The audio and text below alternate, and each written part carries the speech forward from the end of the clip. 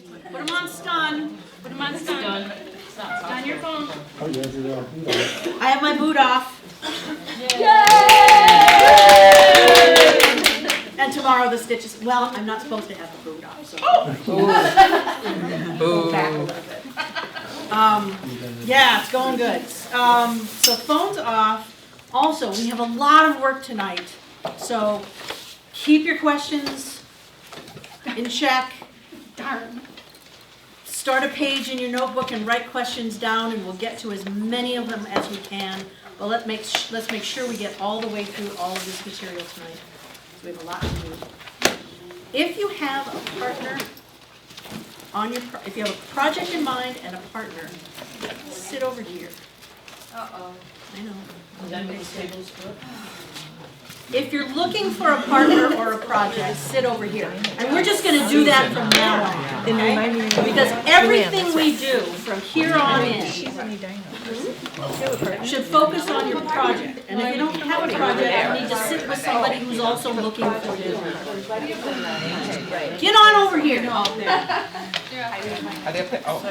So if you have a project and a partner, sit over here. If you're either looking for a project or a partner, sit over here.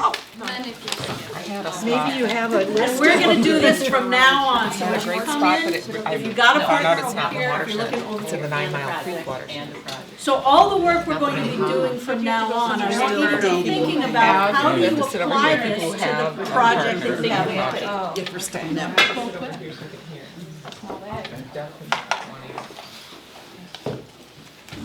All right, so tonight we are talking about when last we saw our heroes, we're talking about how people make decisions and how you influence those decisions. Tonight we're going to talk about how do you get people to show up?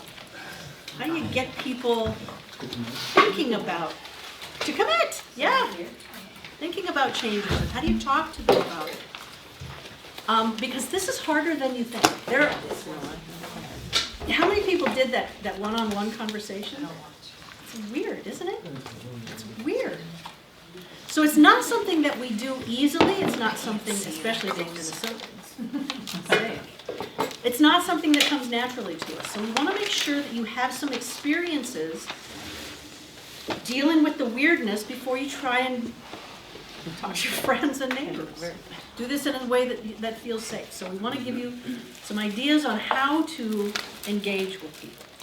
So tonight our instructor is Patience Cazzo. I'm really happy that Patience is with us. Patience is the Hennepin County Green Partners Program Manager. Part of our funding comes through a grant through the Hennepin County Green Partners Program. So some of the money that you'll use in your education and outreach campaigns and in your installation projects is funded by the Hennepin County Green Partners Program. And I'm just thrilled to be forming a good partnership with Hennepin County. Our goals are really similar. Our approaches are really similar. So we've found some real good common ground working with them. So Patience, I'm going to just let you take it away. All right. I wasn't expecting that. Hey, Sean, familiar face in the room. Well, good evening, and thanks for coming tonight. I know it's not easy to set aside 3 hours every, Tuesday night for how many weeks to do this training and then go on and do the volunteering to implement your projects too. So I really appreciate the time that you guys are taking to do this project. Like Peggy said, my name is Patience Cazzo. I work at Hennepin County Environmental Services, and I'm in the Environmental Education and Outreach Unit. I've been there for about 1.5 years, but previous to my work at Hennepin County, I worked in the advocacy world on a lot of environmental policy initiatives, including the Clean Water Land and Legacy Amendment, which also funds a lot of this program. So it's kind of cool to see that legislation we worked so hard to pass and actually get voted on by Minnesotans put to good use. And I'm really excited to be part of this project.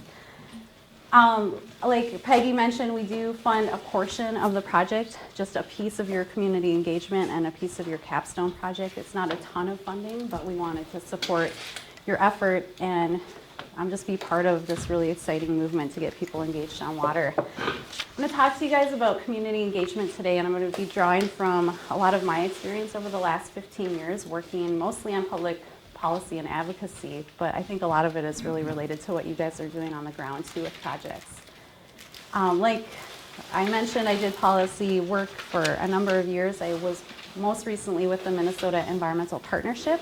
I was their campaign director for a couple of years and then also their field director for a few years.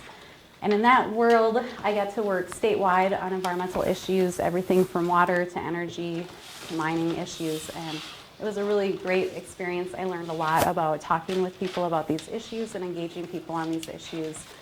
I got to do a lot of communications work. I coordinated our legislative campaigns, and I got to do some congressional lobbying as well. But my favorite part of that work was really working with the grassroots, working with regular people on these issues, bringing people to the Capitol to meet their legislators and talk to them about why these issues are important.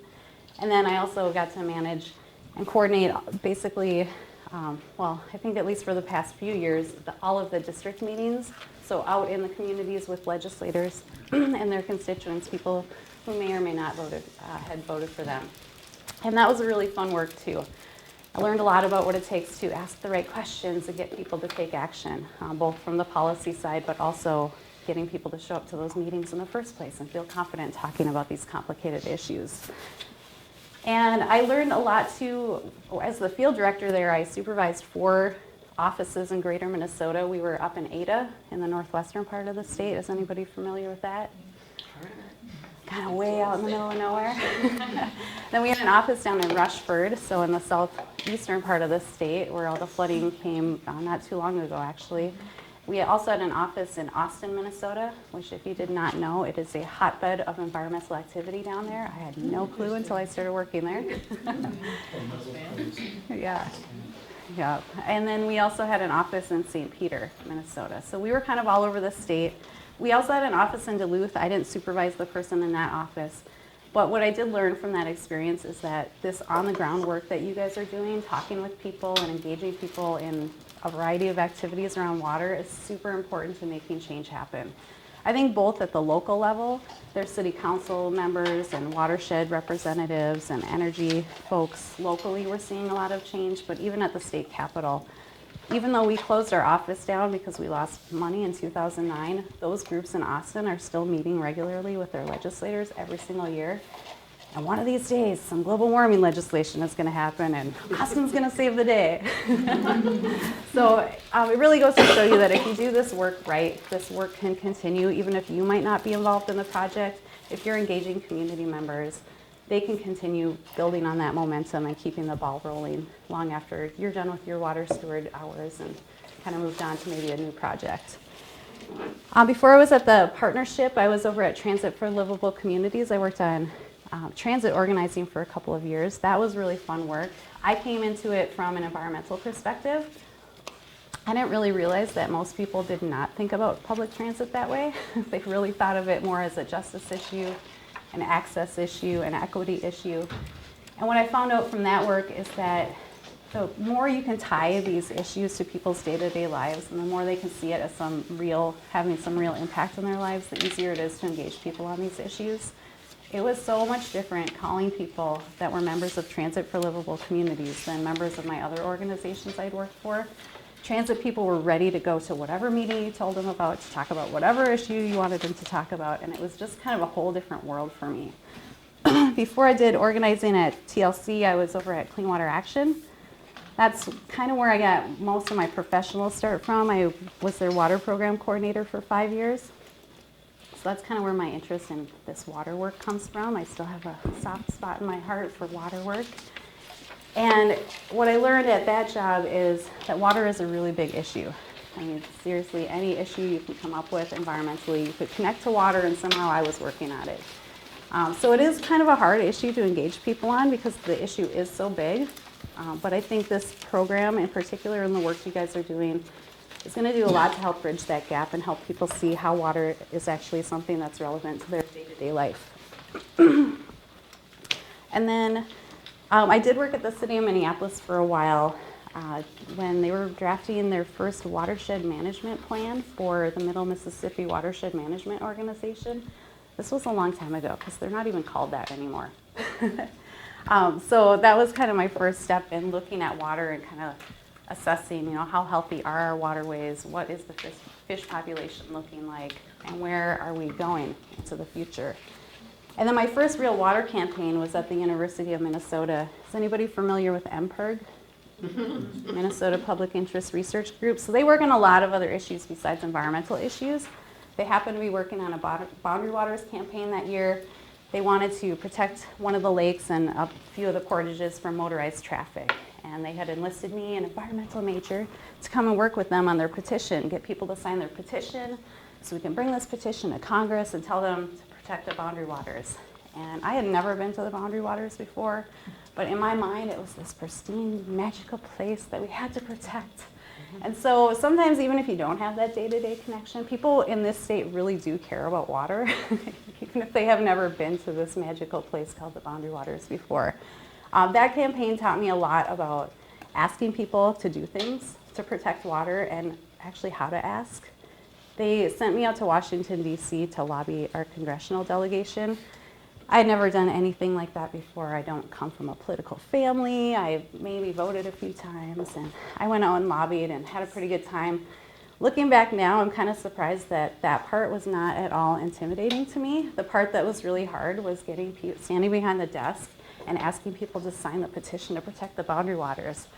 So I can see how maybe some of you might struggle with some of these pieces. It really does take just a little bit of practice and some skill building, and this outreach work is really easy. You just have to have a little bit of practice and learn from each other too. But yeah, it's quite the eye-opening experience the first time you have to be the one to ask people to do things.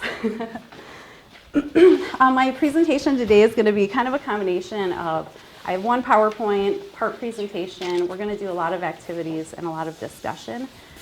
I think community outreach is something that is kind of gray. It can't really be entirely defined. It's kind of an art and a science, and I think whatever I'm presenting to you is just one part of the puzzle of community engagement, and that you guys can learn a lot from each other, and we can learn a lot from each other as part of our discussions today. So I wanted to hand out the agenda before I get too far along, and then just have a little bit of time to get to know you guys, do icebreaker, and find out what you guys know or what you guys have done with community engagement. Oops, actually, here, let me give you some more of those, Sean. Maybe you guys can pass them back. I'll give you a few more for your pile. So you guys might need a few more back there. Okay. And are you able to hear me okay on the video? You guys have two? Okay, great. So let me just walk through the agenda quick and then we'll do the icebreaker. So I thought we'd start by just talking about what community engagement is. Some of these are going to be really easy to answer, but get a sense of who's already involved in water protection, who's missing from that conversation, why people might be involved currently, and what people should or can be doing to protect the environment. Then I want to talk about your one-on-one meetings and kind of debrief those, see how those went, see what lessons we may have learned from that process and advice that we can share with other folks. See how the energy's feeling, but I think we'll take a break after that one-on-one discussion, and then we'll jump back in and start talking about how to actually start engaging people or how to find people to engage. You have kind of a universe of people that you know, but there's probably a lot of other people that you haven't even met yet that you might want to engage in your campaign. So we're going to talk about some strategies on how to reach those different people that might be in your community that you don't have relationships with. We'll do a little networking activity, get you guys some practice figuring out how to ask the right questions and get information quickly when you're in that kind of public networking situation and trying to meet people in the community you're working in. And then the PowerPoint is going to be the section on how to motivate people to take action. So once we kind of explore who we're going to engage, how we might want to engage them, we can talk about just motivating people to actually do something now that you've engaged them in your work. And then we'll end with just a couple of minutes of discussion around how to apply this to your work. I would like you guys to leave with an assignment tonight so you have a to-do list and things to do right away tomorrow, because as Peggy mentioned, this is hard work to engage people. It takes a lot more time than you think, and I think the earlier you guys can start on your community engagement, the more effective your campaigns are going to be and your projects are going to be. So with that, I have a question for you all. I would like to hear your name, your hometown, and then I would like to know one project that you were involved in, whether it's your school, your community, your church, something like that, and then one thing that you will really miss about winter. It's about what? Winter. All right. So maybe we can start up here in the front. So try to make this quick. I know we might want to elaborate a lot on our engagement project, but we'll try to make this quick.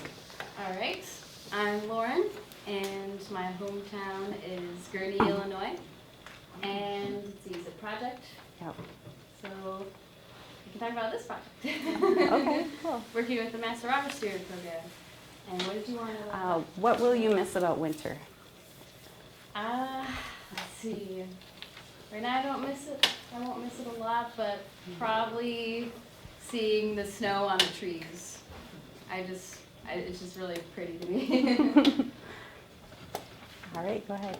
My name is Tara. My hometown is Detroit Lakes, Minnesota, and cool. I guess when I was in school, I helped with some workshops for West Sacramento Park, just doing, I guess, trying to think of projects that are similar. So Yeah. just kind of did roundtable discussions and helped synthesize all the community input and stuff. It was pretty interesting because the tables were all very unique, and every person sitting at the table had their own opinion. It was challenging.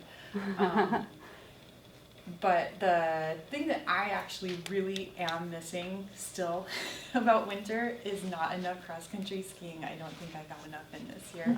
Even though it was like so much Yes. snow, it was so cold sometimes that it was like you don't go outside. So Well, maybe Thursday or I like tomorrow. I like the snow, but I didn't like all that bitter cold. Yeah. All right, we'll just keep going around here. Sure. Drew is my name. Hometown, I live in Minneapolis now, but only for a few years. Before that, I grew up in Iowa.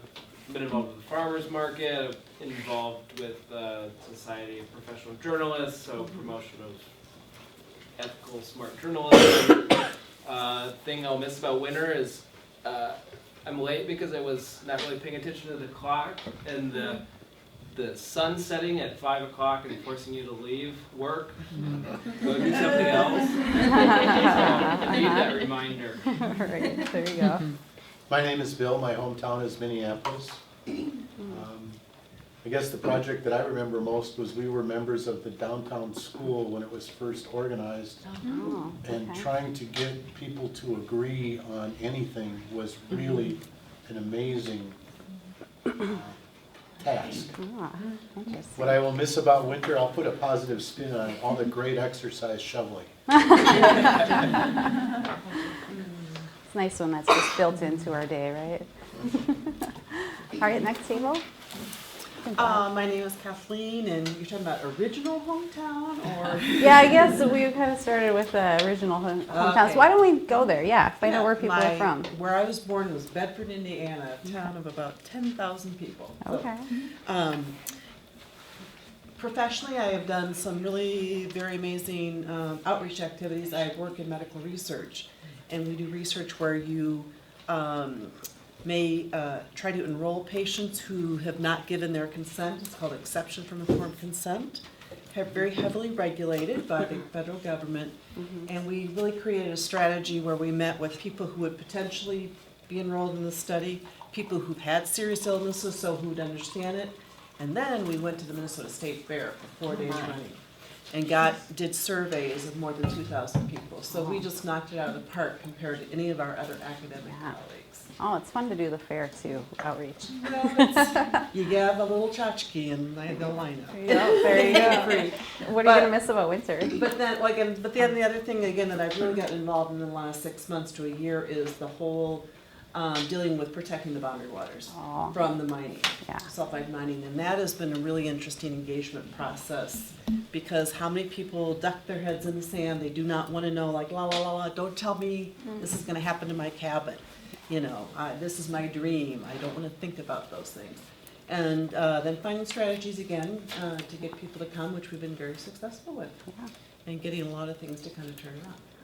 And I will miss cross-country skiing and snowshoeing. Yeah. Northern Minnesota.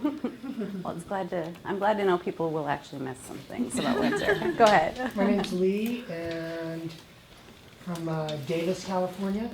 And my favorite project was stenciling the storm drains Oh, cool. that flow into the lakes, because I got to do that with my son, and he was really engaged in it, and that made it fun. And I'll miss walking on water. Oh. What? Good one. All right, back there. My name is Lori, and my hometown is Minneapolis. And I guess the project that I can think of quickly is just trying to have a block party be more environmentally green and bringing that aspect into the block party. And I'll miss snowshoeing. I'm Trish Hanna, and I was born here but moved quite shortly after that to Moose Lake, Minnesota, and that's where I am from, I guess. The project that I most remember is working for Augsburg Campus Kitchens to try to establish that organization. And what I miss about winter is everything. I am a true Minnesotan. I love winter. I don't care what type of winter it is. There we go. Do whatever it takes to get out there and be in it. You're the person I need around me when winter starts. All right, in the way back. I'm Scotty. I was born in Minneapolis but grew up in Edina, and I now live in Chanhassen. I've kind of moved from St. Louis Park to Hopkins to Chanhassen, just kind of right further west. But I live on a small lake, and when we first moved out there, it was all farms around us. And when across the lake, the farm that was a hay field started to be developed, after the people moved in, my partner and I got together with the city and created a meeting for those neighbors to talk about water runoff and how they might treat their lawns and that sort of thing. That was probably in the mid-90s, I guess. And I think what I'm going to miss most is standing with my butt in front of the fireplace. There you go. Go ahead, Do you want me to go? Yep. Deirdre Coleman. St. Paul is my hometown. And one project I'm working on in my personal life is starting the Friends of Lake Hiawatha group. Oh, cool. So it's very new. We don't really have a direction yet. And one thing I'll miss about winter is giggling at my husband shoveling my car out in the morning in his robe and boots. Poor guy. I'm Peggy Knapp. I was born in Wenatchee, Washington, and grew up there.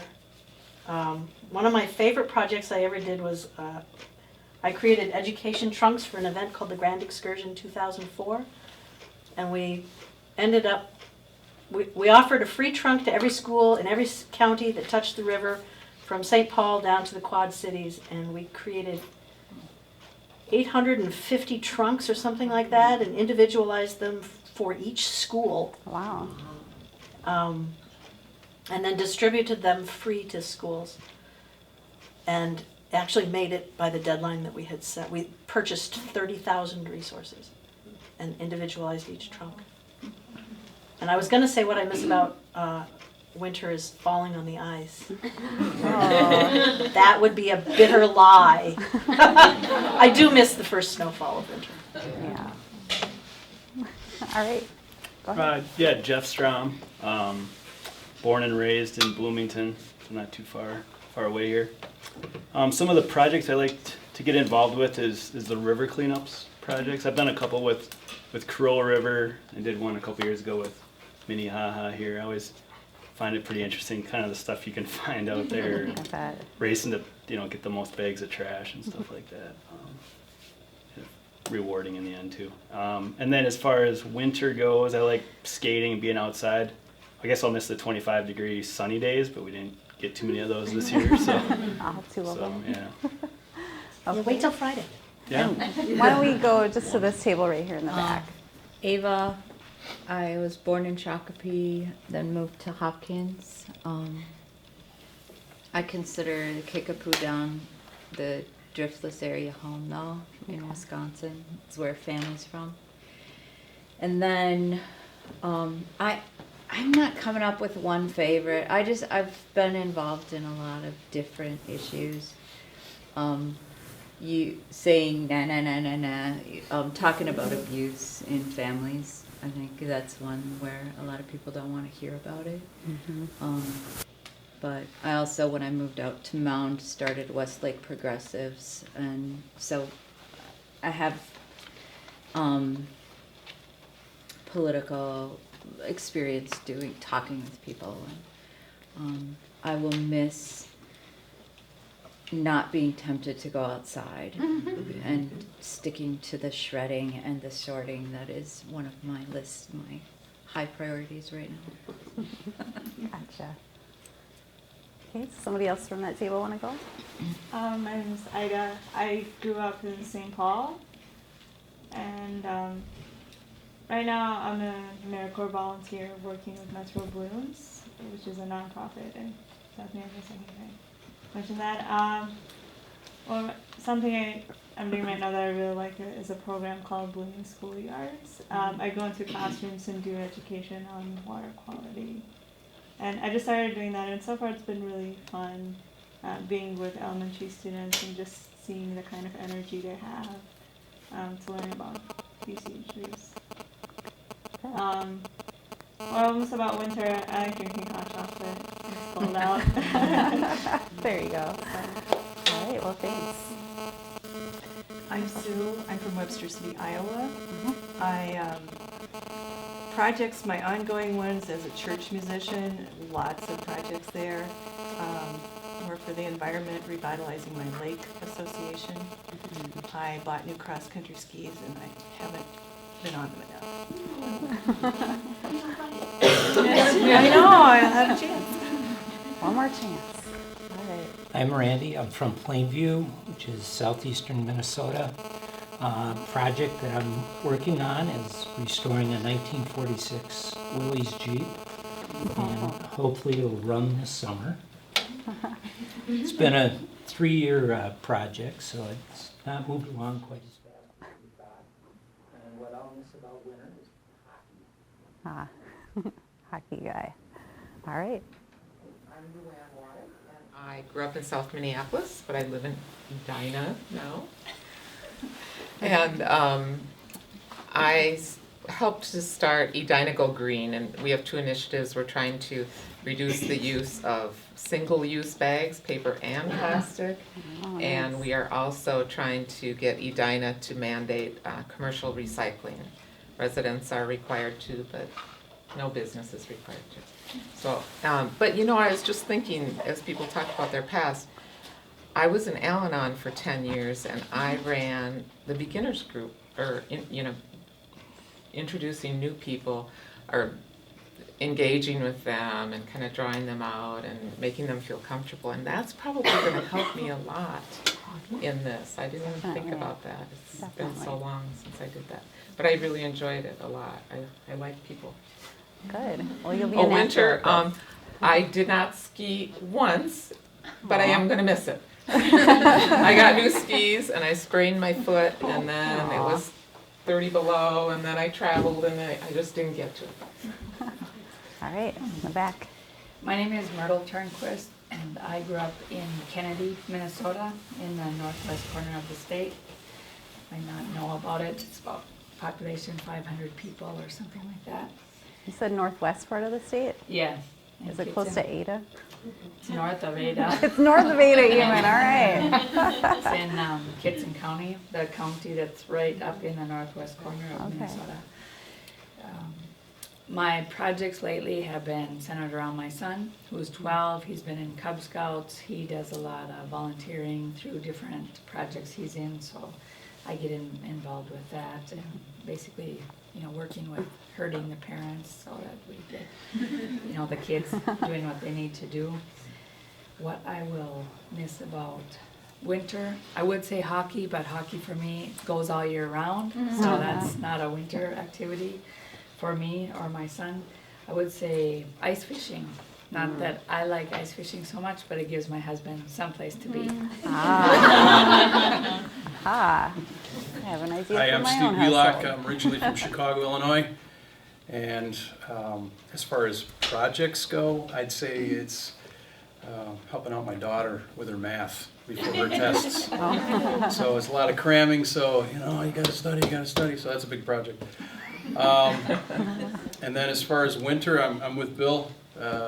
I can't believe I'm saying this, but roof raking is a great workout. Oh yeah, I've done some of that myself this winter. Upper body. Okay, let's get this table here.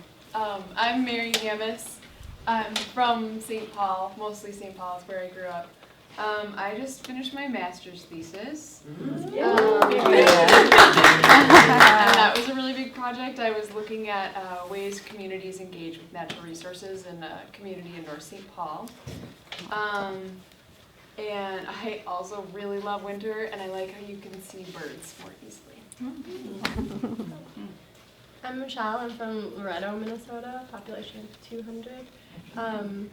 And a project I worked on, unrelated to environment, was putting on a 150 guest 3-day swing dance live music event. Wow. Yeah, Oh. it was really awesome. Yeah, you know.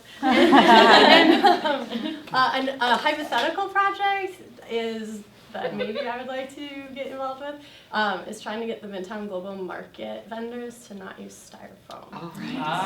So if anybody has brilliant ideas, people have tried, people I know have tried to do this and it failed. So creative ideas.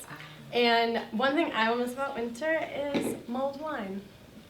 And not feeling guilty about drinking it because it's such a long winter. All right. I'm Grace Sheely. I grew up in Appleton, Wisconsin, which is the Fox Valley, some of the most polluted rivers in the world for a while. It's quite clean now. I started my community engagement when they put up a very large development on a lake for the first time in Minnetonka, and I fought it actively and failed. And in fact, they took down almost 60 trees in error and got fined, I think, $70,000 before I was done with the whole project. People thought I could actually stop the chainsaws. And there's actually a newspaper article, if you Google my name, with me looking like some crazy woman trying to save the trees. Every tree hugger in the state started emailing me, and there's some weird ones. So I went from that to my son went off to college, and I decided that for civic engagement we needed someone to run against our mayor, so I ran for mayor this last fall. Oh, wow. So I know about going door to door. I did it for 4 hours every day for 3 months. I'm not afraid of engagement, but I do think it's hard to engage people. I failed miserably in my mission to just get my own friends to vote. I did not realize until the last month of my election that over 250 of my friends only vote in a presidential election. And so it's very hard to recognize when you have your civic engagement wrong. You can think you have a base that you don't even have. And so I would tell you to don't make assumptions on who's behind you and if they're really going to show up. I mean, it's complicated dealing with people. The things you assume aren't always correct. What I'll miss is I have an Australian Shepherd, and he, every day, even now, runs out into the snow and rolls and rolls and rolls and rolls. That's the first thing he does every morning. It reminds me to be enthusiastic about snow because he just thinks it's great. That's a good story. Excellent. And I'm Sean Kajeski, and Patience and I go way back. Yes, we do. And so I grew up in White Bear Lake and joined the ecology club in Sunrise Junior High School in 1970. Wow. Where we were crushing little tin cans way back then. Yeah. And so I just love working with congregations. And anybody knows a congregation that wants to get a green team going, just call me up. And this afternoon I watched the movie Happy. Have you guys heard about that, where they film people around the world who are really happy? And so there's this Okinawa island, people who are 106, they're so dang connected and they love each other. And the Bushmen in Africa, how they just take care of each other so much. So I just love finding ways of building, love and connection. And so what I kind of miss about winter is being snowed in so you can go to water parks. So anyway, my daughter and her friends and my wife, we're going to go up to Duluth to a water park in the snow on Friday. So anyway. Nice. Sorry, we got one table left here. I'm Greg. I'm born in Minneapolis and now I live in St. Louis Park. I'm kind of torn between two civic engagement things.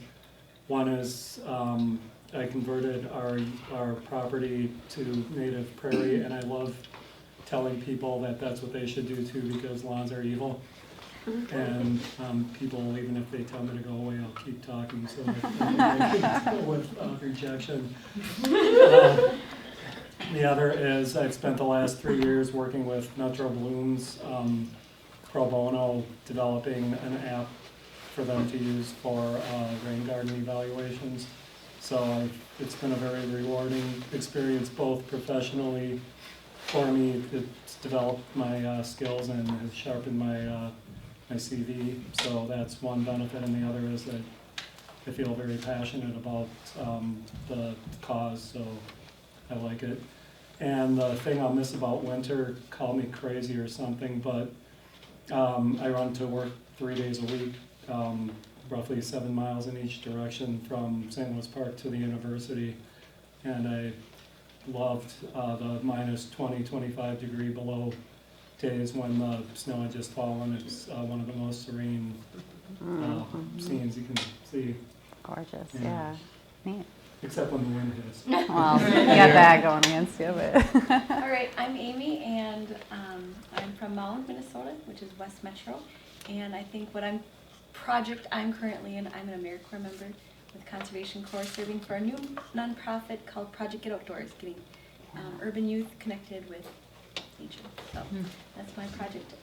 And what I'll miss about winter the most is I like night walks and just like the silence, because the mound is in the, I don't know, you don't have a lot of light pollution, so it's really serene and beautiful. So that's what I'll miss. Nice. I'm Kelsey. I'm from Mound.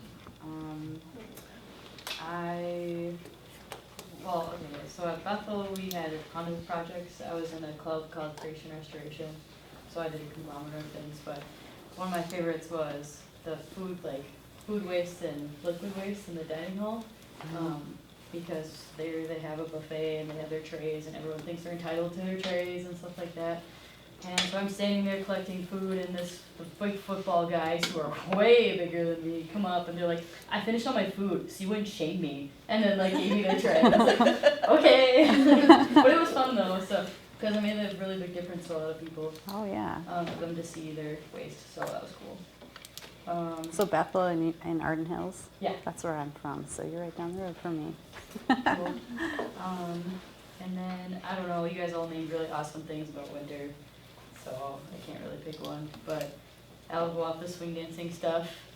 It's nice when you get really hot and it's super cold out and you just go out and you're like, instant cold, I can go dancing again. It only takes 3 seconds instead of a few minutes. Excellent. It's good. I'm Jessica. I just got my master's in entomology, and I love connecting insects to waters, to rain gardens, to everything. So that's been really fun. We did a Girl Scout troop recently, and the questions they ask and the things they think, and they'll get grossed out in 1 second and touching everything the next second. Kids are great. I'm gonna go the lazy route for winter. I'm gonna miss the guiltless, dark time, lots of TV watching. Yes, there will be some of that missed in my household too. So I didn't do my icebreaker. My hometown is Farmington, Minnesota. Has anybody heard of that?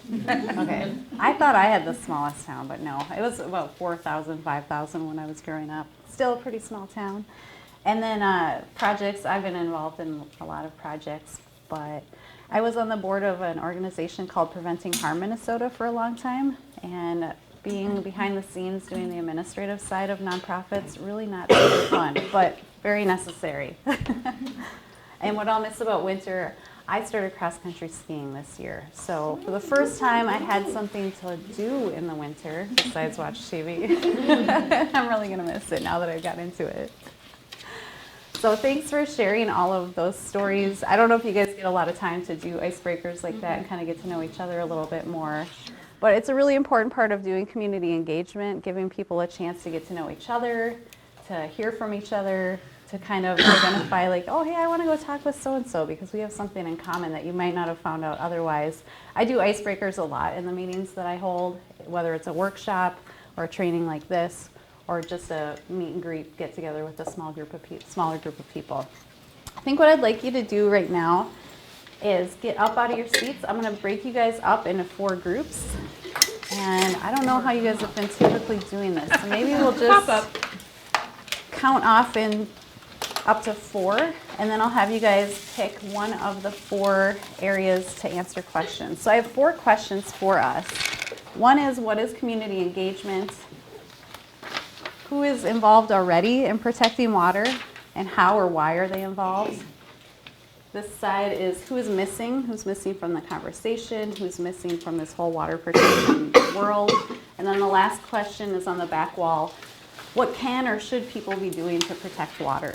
So I want you guys as teams to just brainstorm some ideas. I'm going to give you each different color markers so I can kind of tell which teams have spent the most time on which questions. And you don't have to write long paragraphs or anything like that. Just try to come up with words or short phrases, and then we're going to revisit each of these sheets and have a little bit of a conversation about each of them.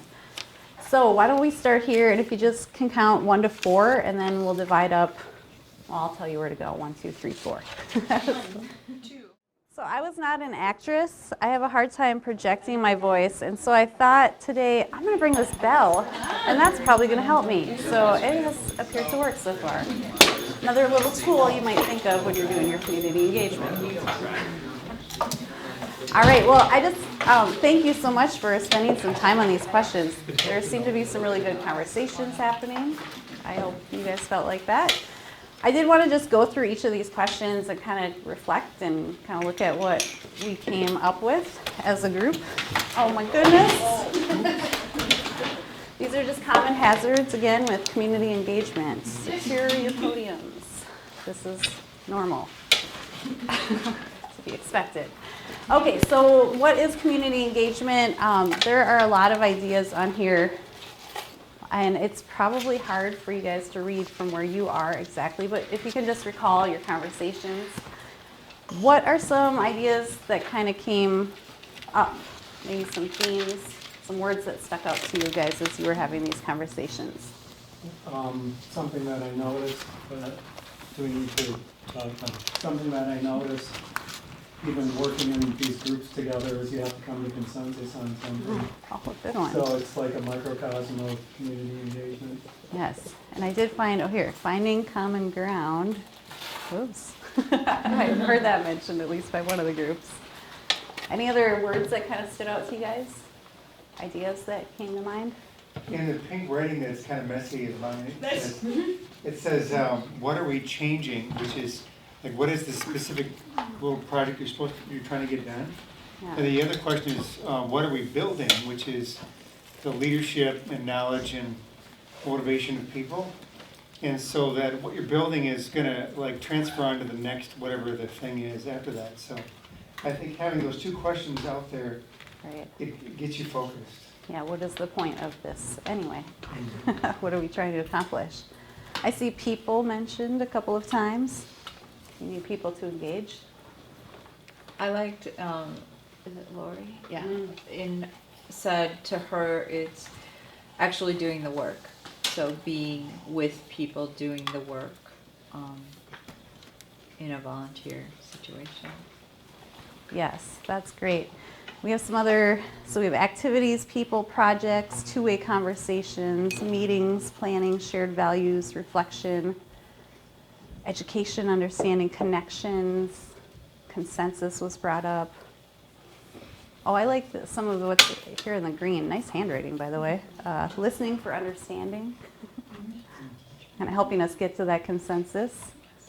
Oh, somebody wrote being uncomfortable. Can you speak to that? What do you mean by that? I think a lot, if you're ever engaging people, you're having conversations with people you don't know, people that might have different viewpoints, there's so much opportunity for misunderstanding, for conflict, for just awkwardness.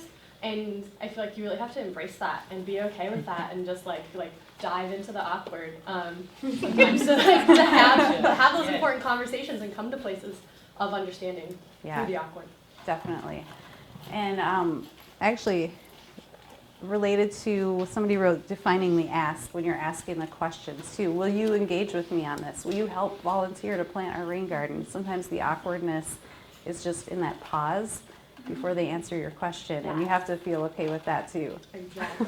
Being afraid of rejection. Yeah, it's really true. And you will experience a lot of rejection and just realize that's part of doing this work. That's just, yeah, if you aren't getting rejected, you're probably not doing community engagement. Okay. Anything else that people wanted to bring up, maybe an idea that came up in your group that you want to make sure we are sharing and understanding or hearing about? Did you guys feel pretty good about what you were putting up here? Was it mostly a positive vibe? Were they kind of negative vibes, the words or phrases you were coming up with? That's really good to hear, because sometimes community engagement can be really intimidating for people, and they think of the negative things like, oh, you're going to ask me to do something. Oh, great. I don't want to be involved with my community if I have to do stuff. So I'm really glad to hear you guys are looking at this as a positive thing, something that maybe is worthwhile doing. Okay. Well, let's talk about who is involved already.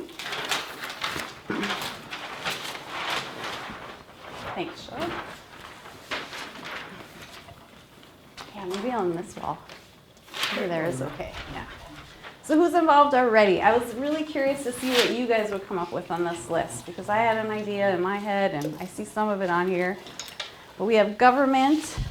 I'm not sure what this means. Fee, maybe? Oh, I started to write regulate and Oh, put it okay. over there.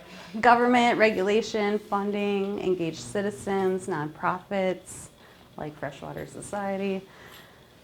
Businesses, I suppose they are the ones being regulated, right?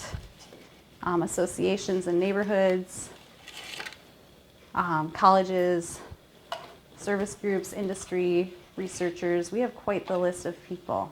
I would argue businesses are not always on that side. No, but I mean, Yeah.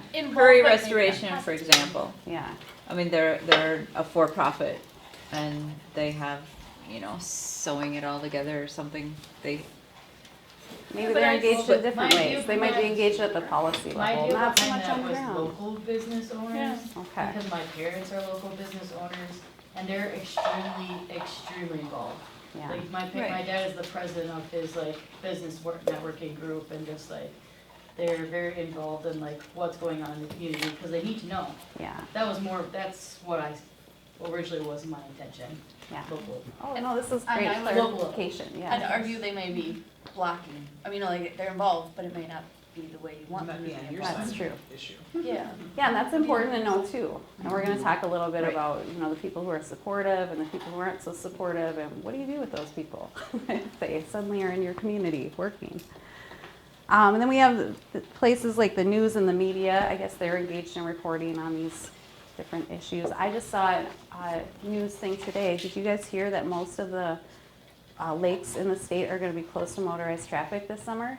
Because the lakes froze so thoroughly that the fish are dying, and they're really worried about them recovering, so they're closing most of the lakes to motorized traffic. Sounds like an easel. The Department of Lakes and Recreation, have you guys heard of that department? No. Oh, they haven't taught you about that here at Master Water Stewards? April Fools! Just kidding. So, just be careful how your media is participating in this water education. So, they actually got me. It was on the radio today, and I thought, I had never heard of that department before. Who was that?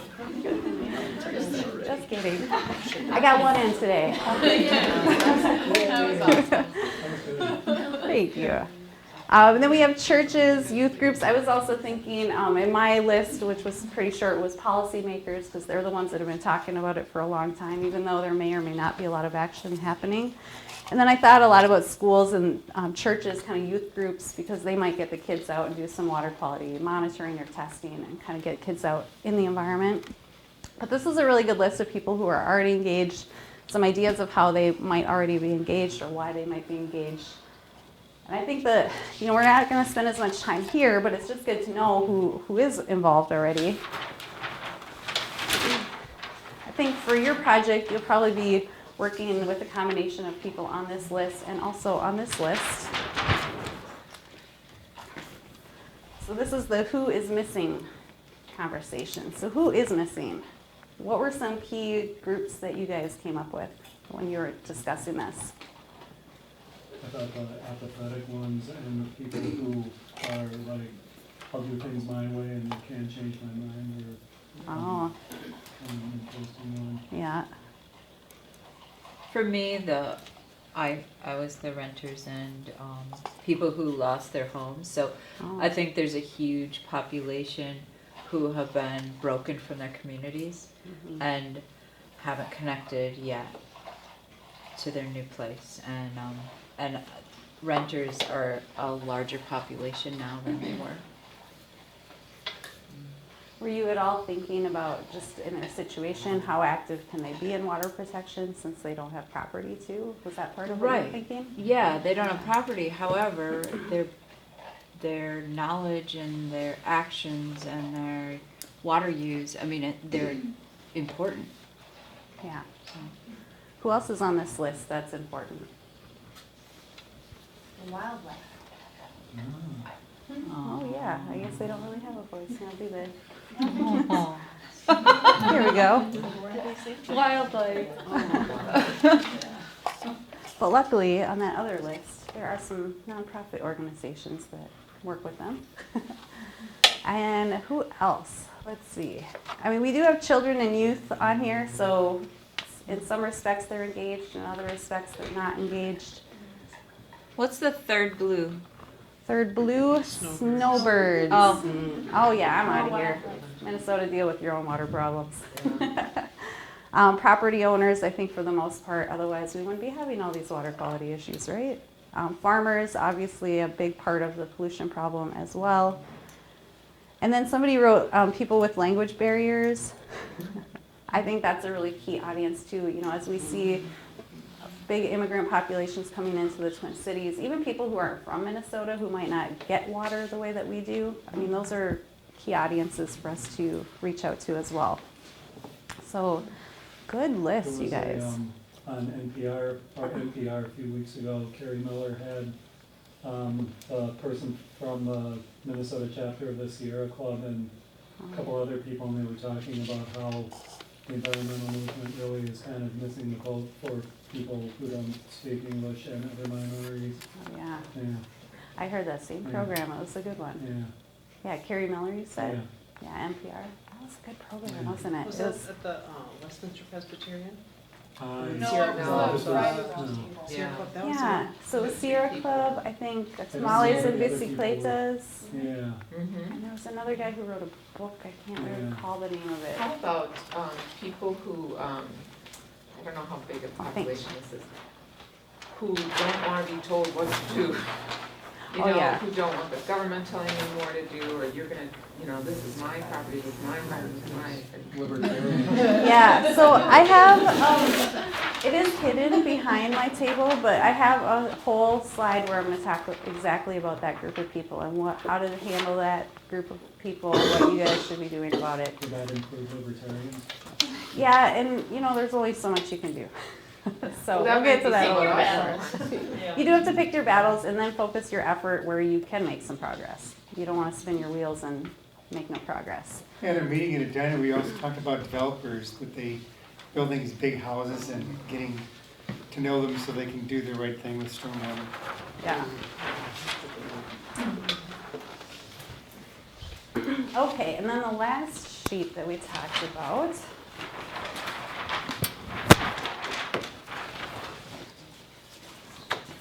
I I know paper is such old technology, but it's really a lot more interactive. Okay, so what can or should people do to protect our water? So these are maybe the first idea list of some things that we might want to do in our projects in this particular Master Water Stewards program. So we have a lot of ideas on here.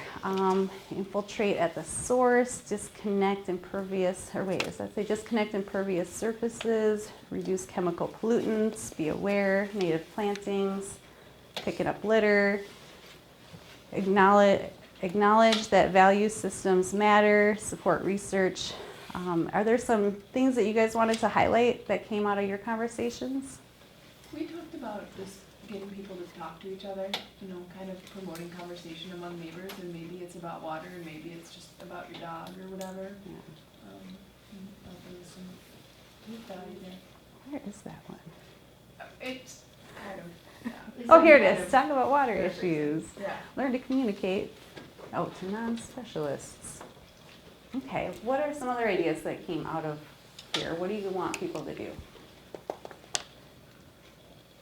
I personally wrote, well, I didn't write it, but I said conservation, conserve, because you can talk about water quality all you want, but if there's no water, because you're not conserving it, you've got nothing. Right. So I think actual conservation is a Yeah, that's a big one. And I can't see it from here, and I don't know if anybody put it up there, but I would say vote. That's Who a you good one. vote for matters more and more. Yeah, I don't see that up here. And I would say we missed role modeling. I think, just like parenting, what you do matters. Mhm. So people see it, you do it, role model. This is a really interesting list, especially you'll see in a, not now, but it's coming up, kind of how we talk about identifying the actions people can take to protect water. Actually, when I get to this PowerPoint, we're going to talk all about it. It's going to be fascinating. We're going to look back at this list and see how we might change how we phrase these things or promote these things. Okay, well, good conversation. Is there anything people wanted to share that maybe I didn't ask about or didn't come out in the conversation? I'm just gonna add one I thought of from there. Yeah. It seems like kind of like an overarching kind of esoteric goal is to get people to be involved in like a sustainable manner over time, in like a manner that they can sustain, rather than really excited about one issue and then burned out. You want to have people Binge. Yeah, binge. Like a Yeah, bad diet. Yeah, exactly. Oh, Don't yeah. do that diet, do something that you can keep Oh, Yeah. good idea. No binging. Okay. No binging on environmental issues. Yep. And we have Bill and then Deirdre. You know, I have a request. There's a lot of information up there. Yeah. I'll never remember it all. Oh, yeah. Can somebody transcribe it? Yep. And send it to us? Yep. It'll be on Good question. video.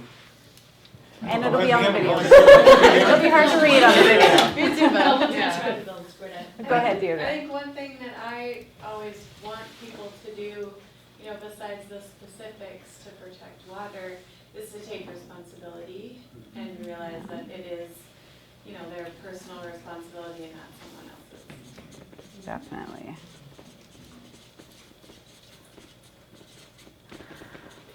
That's a long word to write under pressure. Okay. I know it said that some of us are ahead with our meeting on talking about going to talk with Minneapolis Public Works is, you know, city council members never hear from anybody on infrastructure issues except for potholes. And so, anyways, some of us are getting together with City of Edina Public Works people, and others want to get together with St. Louis Park Public Works. But if anybody, we live in Minneapolis, we also had a conversation to talk about how to engage City of Minneapolis on that. Because the city council members, half of them are new and they're like, don't know what they should do, so we can give us ideas. Okay. No, it hasn't, no, not yet. All right, well, I thought I was jumping ahead a little too soon. There was one last section that I wanted to go through with you before we debrief your one-on-one meetings. Okay, so this is about motivation. So I'm going to give you a little teaser on the PowerPoint slide. So barriers. So a lot of actions that came up on this list. Some of them are kind of vague, some of them are really specific, but regardless of what the action is, you're always going to come up against barriers. We talked about if you aren't getting rejected, you're probably not doing civic engagement or community engagement, and that is true. You're going to come up with people who say no, they don't want to engage with you on the project, they might not care about the issue at all. They maybe care about the issue, but they have no interest in taking the approach that you're taking. You're going to come up against a bunch of barriers engaging people in general. And then you're also going to come up against some barriers. You're going to try to be educating people, right? And hope that they take what they learn back home with them and do something about it. But they might not have the skills or the motivation or just any reason really to take action once they go home. And so we're going to talk about both of those types of barriers. So I want to look at, this might be a little hard to look at, but just some of the ideas that we came up with for what people can do, and then talk about some barriers that people might come across with those. So let's start with infiltrating at the source. I'm just going to come up with a couple of random examples from this list. So if people wanted to infiltrate at the source, what might be a barrier to doing that? Private property. Okay. I'm going to back up one though and say maybe people don't know what you mean by that. That's what I was going to say. I don't really know what it means. I mean, I have a general idea. You want to infiltrate the water, but the source, what source are you talking about? Infiltrate, what the heck does that word mean? You guys know it because you're water stewards, but regular people don't speak that kind of language. So one of the barriers might just be in understanding. Yeah, somebody said putting something in layman's terms that are non-technical. Yeah, definitely. Yeah, somebody did mention that, didn't they? That was a good one. And I use some technical jargon too. I really try to lose a lot of that. And even in my presentation, there might still be some technical jargon, but I tried to clean it up from the more technical version that we had in our office. Okay, so the other barrier, so if we are maybe infiltrating, like give me an example where private property issues might be the barrier. Somebody doesn't want you going on their property, but there's an obvious problem that should be fixed. Okay, so it might be coming from their yard over to your property. Yes. You want to do something about it, but you might have some private property issues. Okay. Okay, so there might be some of that. Let's take another example. How about interact with waters? What might be a barrier to actually interacting with the water? People are afraid because they don't know how to swim. Oh, maybe. So they might have some fear. Maybe they don't know how to swim. Maybe they don't know how to canoe. In cultural groups, certain cultural groups, that's a huge issue. Yeah, and I didn't even think so. My sister's in the Air Force. She just retired after 20 years. They've been moving around their entire time, and I have nieces and a nephew. And we went to Itasca last summer. They had no idea how to canoe. And I grew up in Minnesota, so I'm like, why you guys don't know how to canoe? But they've never lived in Minnesota. They've been in Germany and England and Afghanistan and all these other places, never have canoed before. So lots of people don't know how to do this, and especially, I think, the new immigrant populations as well. What about, let's see, sweeping streets? What if that was our action? We want people to clean up the streets. What might be a barrier to that? Well, they might think that's the city's job, not my job. Right.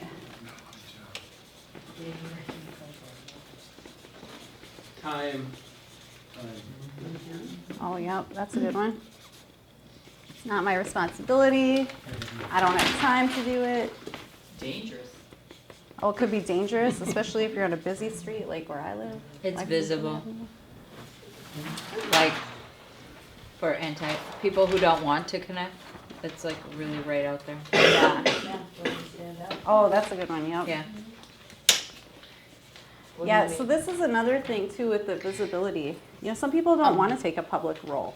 They want to be behind the scenes, and so you have to be respectful of that too. Peggy said don't want to stand out, which was a nice way of saying that. Like a nutcase out on my street. Yeah, the tree hugger, Grace here, right? There's that old lady again.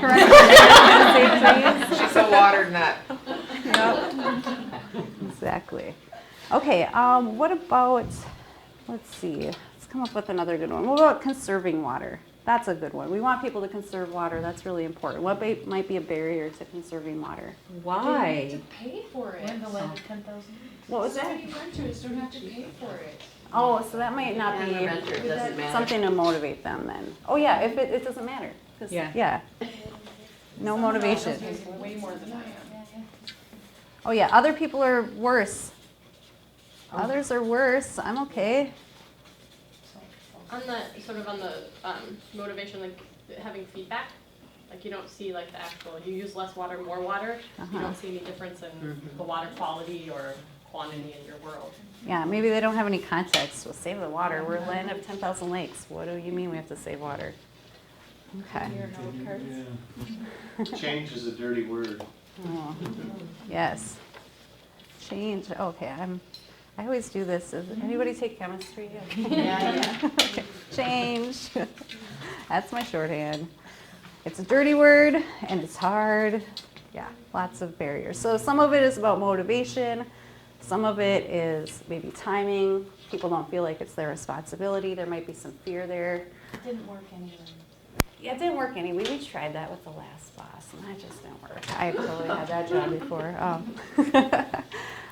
There might be some other external barriers, things that you really don't have any control over. I'm glad the private property idea got brought up because maybe there's nothing you can do about that barrier.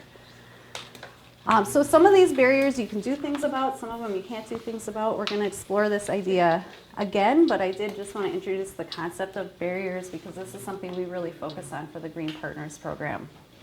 It's great to protect the water, or save money, right? But if we were all interested in saving money, our attics would probably be fully insulated right now, and that's probably not true either. Okay. Before we debrief the one-on-one meetings, I did want you to all take out some sheet of paper that you will save and start a list of people that you might want to engage in your project. So this is the list that we're going to leave with tonight. You don't have to get all 20 names right now, but I want you to at least start, maybe write down 1 or 2 or 3 names to get your list going. Are you talking about our capstone project? Yep, the community engagement side. So what I understand is that your capstone doesn't necessarily have to directly engage a lot of people, but you might be doing community engagement that's slightly separate from your capstone project. But maybe some of you are integrating all of that. It's all just going to be one big project. But either way, you'll be doing some community engagement, and I want you to just start a list of people that you might approach to have one-on-one meetings or to talk about your project, to get involved somehow in your project, or just at least be aware of your project. And we're going to develop that list a little bit as we go through the night.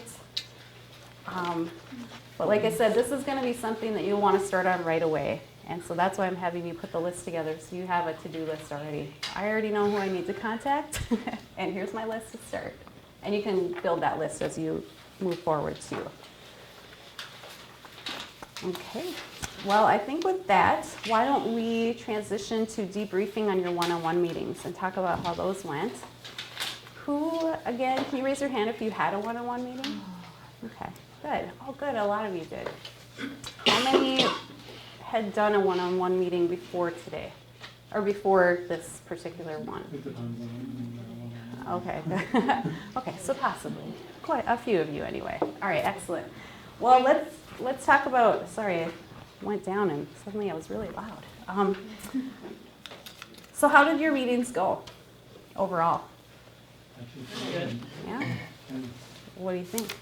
Think about what? The meeting.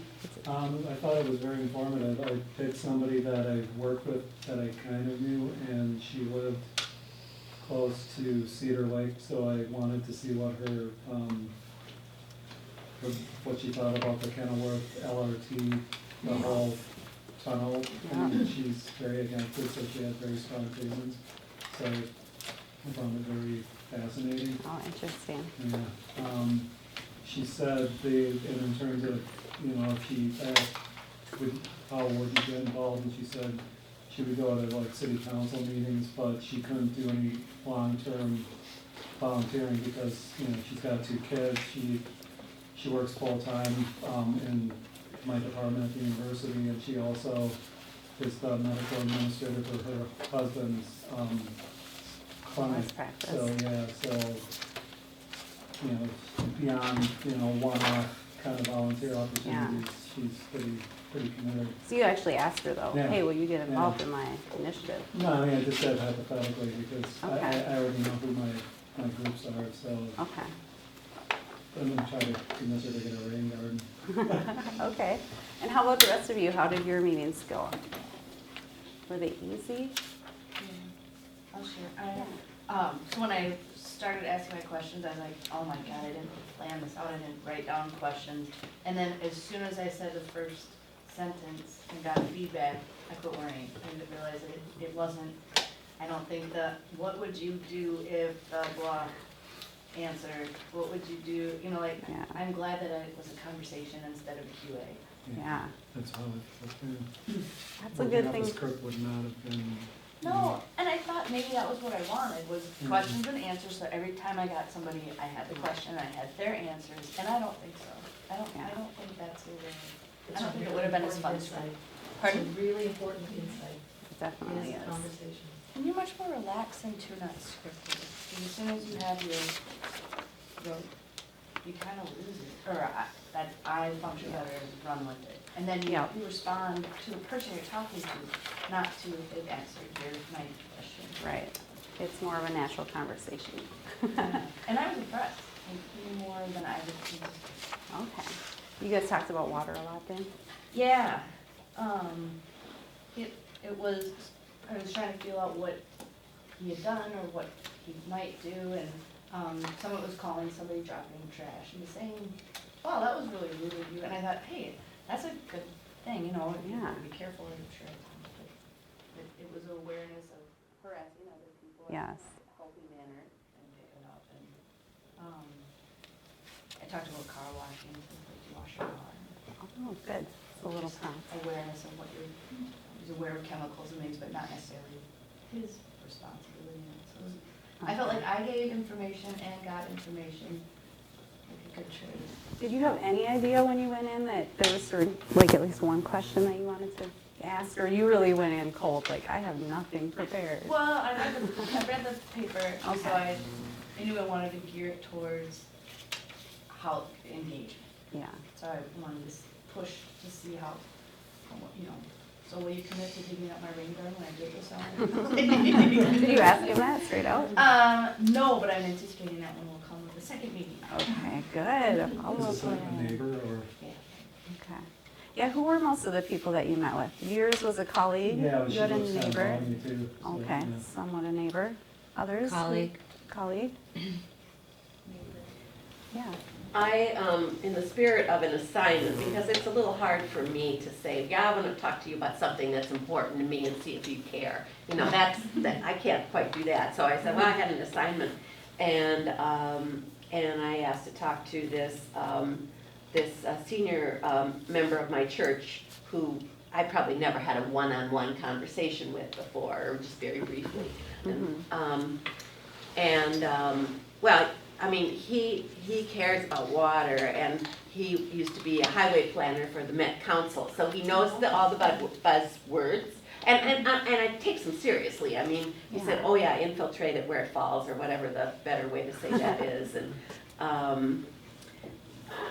then I kind of morphed into talk. I mean, and I could give some reasons why, how it's important to just a common Joe, not a highway engineer. Right. But anyway, so we covered that kind of quickly. I ended up talking about what I'd like to do as a project, and he told me I had to get a hydrologist for that. And I thought, oh, geez, this seems a little sidetracked. But we ended up with kind of a whole table. We were there for another topic to hear a speaker. But I ended up having a number of people involved, and I learned something very bizarre. And the pastor of our church, there was interest in having a rain garden years ago when some other work was going on. And the pastor says, we were told we could not have a rain garden. And I was like, I'm still fairly puzzled by that. Okay. But anyway. He didn't refer to who told them no? No, I don't know who said no, and under what circumstances. It just seems kind of bizarre to me. So then I said, well, how I thought we could have the effect of a rain garden. I mean, and it was just kind of strange. But we all were kind of talking about it. Yeah. And I'll be that water lady pretty soon. So. What's the name of your church again? What? What's the name of the church? LCCR on Penn. Okay. Oh, yeah. Yeah. Oh, yeah. I know a bunch of people over there. Yeah. Okay. Great, yeah. Excellent. All right, we got a guy to help you out there. All right, yeah. I work in St. Paul, and my colleague, I thought he had just bought a house in Minneapolis, but it turns out to be St. Paul. I've had 2 conversations with people along the Bluff area of St. Paul, so one is up toward Ford Parkway, and this one was by the seminary, or old seminary, and they have he just bought the house, wet basement, serious water issues in the neighborhood. A developer could not do an underground parking lot because there was such water. Oh, no. And we don't get this, and we want some answers. Help. But I said, well, he was thinking of putting a patio in because they have so much lawn. And so I talked about rain garden off of that, and why they would do that. And he was going to call. I said, do you want somebody to call? Do you want to be contacted, or do you want to contact them? And he said, well, I think I'm going to call them right away. Because I had him pull up the website and of Capital Regional. A watershed? Yeah. Yep. Yeah. So while we were talking, I had written on Post-it notes some links for him that he might use as I walked in. And so that was kind of fun. How did you broach the subject about the water issues? Is this your neighborhood too, or you No. just? And how did you know he was having water problems? I shot him. I also said I had people know I'm doing this at work, so I had an assignment, and I just shot him. He's kind of busy, and I shot him questions that we might talk about. Like, it's not a big deal. I just want to talk, and these are some of the issues we might talk about. Yeah. Because I know he just bought. So, do you have water issues on your lot? Do you know where your water goes? Do you know about, that it's important about putting things in the street, that kind of stuff. What do you think motivated him to meet with you?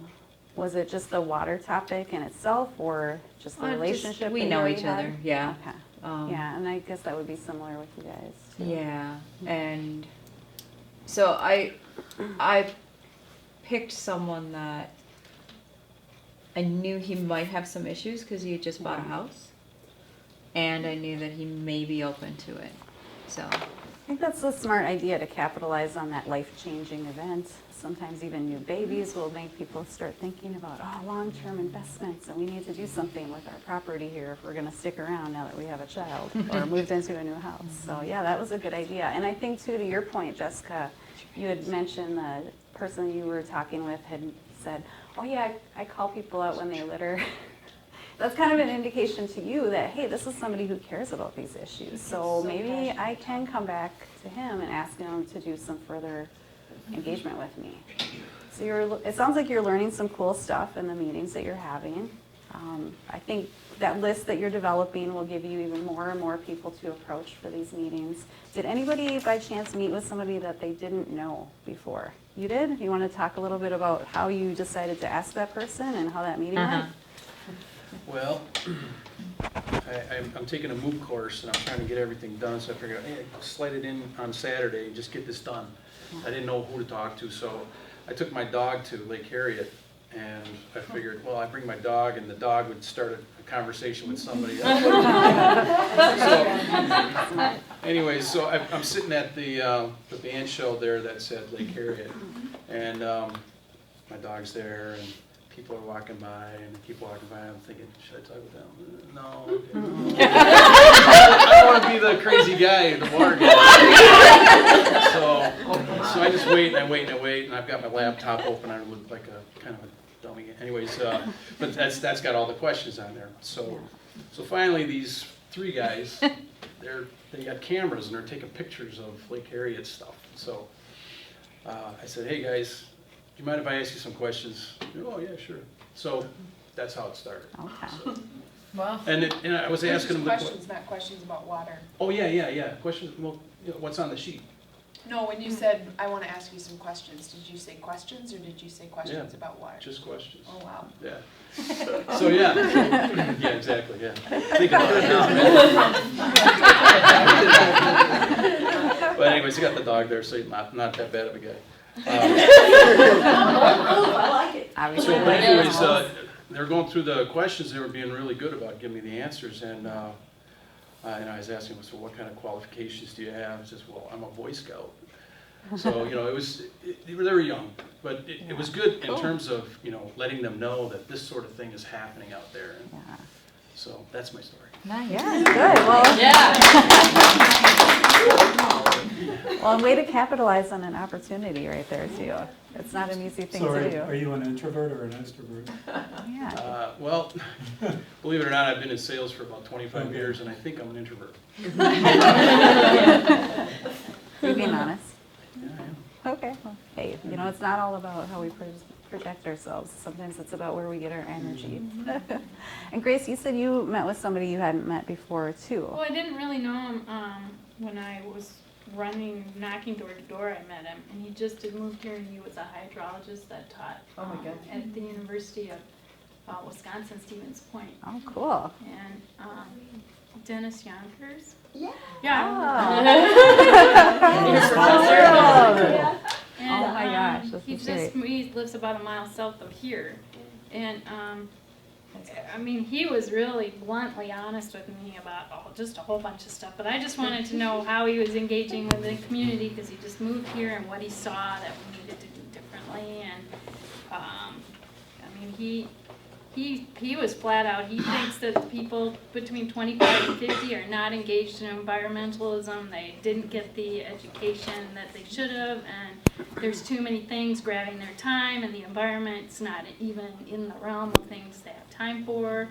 And then he raised something that I need to know more about, that the law on water is different in the western states than the eastern states, and he really thinks that that's something we really need to understand more because it's going to play into how we water states, Minnesota and Wisconsin, start selling water as a commodity. And my head's going. Is that in terms of water rights? Water rights. And then, but he talked even about, we don't know even enough about rain gardens because we haven't even done that yet in this class. So he starts talking about rain gardens are more than just, that thing, their beauty and their water and their biodiversity. And I go, oh yeah, I was kind of missing that there's more to it than just putting this thing in the ground.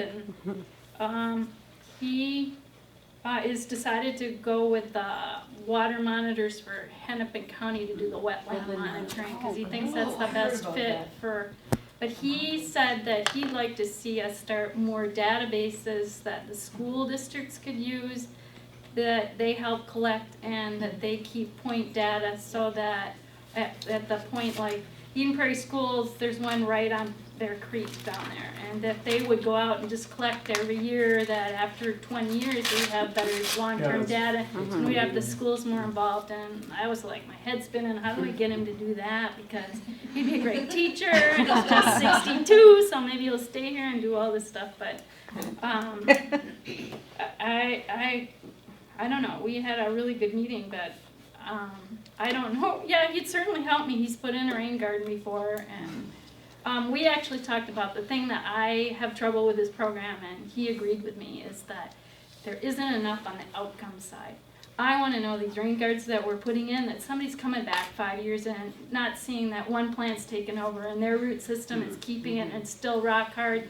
It doesn't matter because the thing we put in has just got runners, and so the thing that's seeding is not coming in. And so do we really have a commodity 5 years later that's still working, or do we need a whole program that goes back in and says, hey, you did this and we'll give you another $200 to refix it, or we'll bring you some manpower or something. So we talked about how there maybe needs to be a secondary grant system or people in this program to take that on as their assignment, because we put these things in and we don't go back and say, we know where they all are and they need to keep working. Will any of that be addressed at the rain garden night? Like some questions? Played right into our evil hands. All right, good.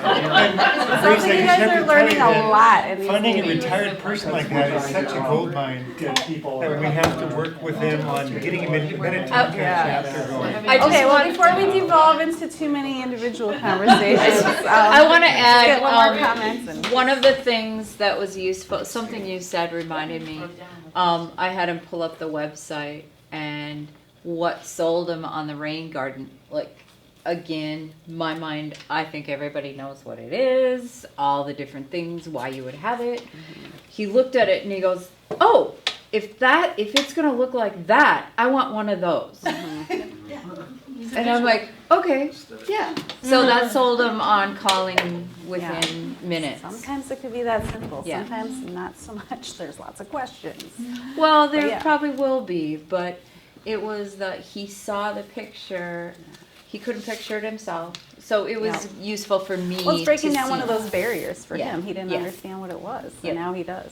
Yeah. Yeah, that's good. Oh, well, gosh, I would love to Wow, hear Grace, all of what your stories. conversation. This is the part that's really kind of fun, and really when you're doing community outreach, you realize there's just not enough time. There's so many stories and so many meetings that you can have, but I hope you got out of that a lot of this is about learning from each other, meeting new people. You know, you just knocked on his door once during the campaign, and then, hey, I remember that guy. He was the hydrologist. Now I have a reason to look him up. So capitalizing on some of those opportunities as well. You know, there is a little bit of science to the one-on-one. So I said community engagement is really an art and a science, and there is a little bit more science around the one-on-one. A lot of groups like Wellstone Action, Organizing Apprenticeship Project, I think I attended one more training where one-on-ones are really just how you do engagement work when you're doing political campaigns or education engagement campaigns. And there's just some things that I think you guys should be aware of as you're kind of doing these meetings. Like I said, they're really about building those relationships, establishing new relationships, exploring relationships, and learning from each other. But they're also intentional conversations, and Jessica had said she didn't go in with any questions, and it was kind of better that way because then you got to be more natural and you didn't have to feel so scripted. But I think as you go into these meetings, you'll want to at least have a couple of questions in mind or outcomes in mind of what you want to get out of those conversations so that you don't just leave and go, oh, I just spent an hour, but I didn't really get anything accomplished, and I really didn't get my goals accomplished so that I can continue moving forward on my project. So these are really intentional meetings. You might want to just have the one ask that you want to get out of that conversation in your mind as you go in. Or maybe if you follow up and have another meeting with this hydrologist, you have some follow-up questions or research that you have done based on your previous conversation that you can ask. You also want to make sure that you're listening most of the time. So we kind of divvied up 30% you talking, 70% you listening, so that you're really hearing from them. This isn't about you and what you're doing because you invited them to the meeting, and the idea is to get to know them and build that relationship with them. If you're doing all the talking, they could be zoning out, spacing out, really not engaging with you at all, and you're really getting nowhere with that either. And then the timing and location of these meetings is really important too. I directed that field program, so we had offices in Greater Minnesota, and occasionally I would have to do a kind of one-on-one meeting over the phone with people. Just because you're in that situation, you need to get a district meeting scheduled. You've never met this person before. Maybe it's the chapter president of the local Isaac Walton League or something. But you want to establish some rapport. And so I did have to do some of those phone conversations. But in reality, I think you guys are in a position where most of the time you can make these happen in person. That's really the best way to do it. Find somewhere comfortable. A coffee shop is always a really good place to meet. My advice, though, is to go where they are. That's another kind of lesson is don't come to my house. I will come to you because I've asked you to do this meeting with me. And so going to their space, somewhere that's comfortable for them, is really important as well. It doesn't have to be their home if you don't feel comfortable going to somebody's house, especially if you don't know them. But ask them if they have a coffee shop or a restaurant or maybe well, library might not be the best spot, but somewhere in their neighborhood that they would feel comfortable meeting with you. What about an incentive like buying them coffee? And then I always buy the coffee or the meal if I invite somebody. So I would strongly suggest that. You don't consider that bribery? No, I don't think so. I think it's just a nice thing to do. And that's why the coffee shop is kind of nice, because then you aren't shelling out $40. You just have a couple bucks for a coffee or a tea or something.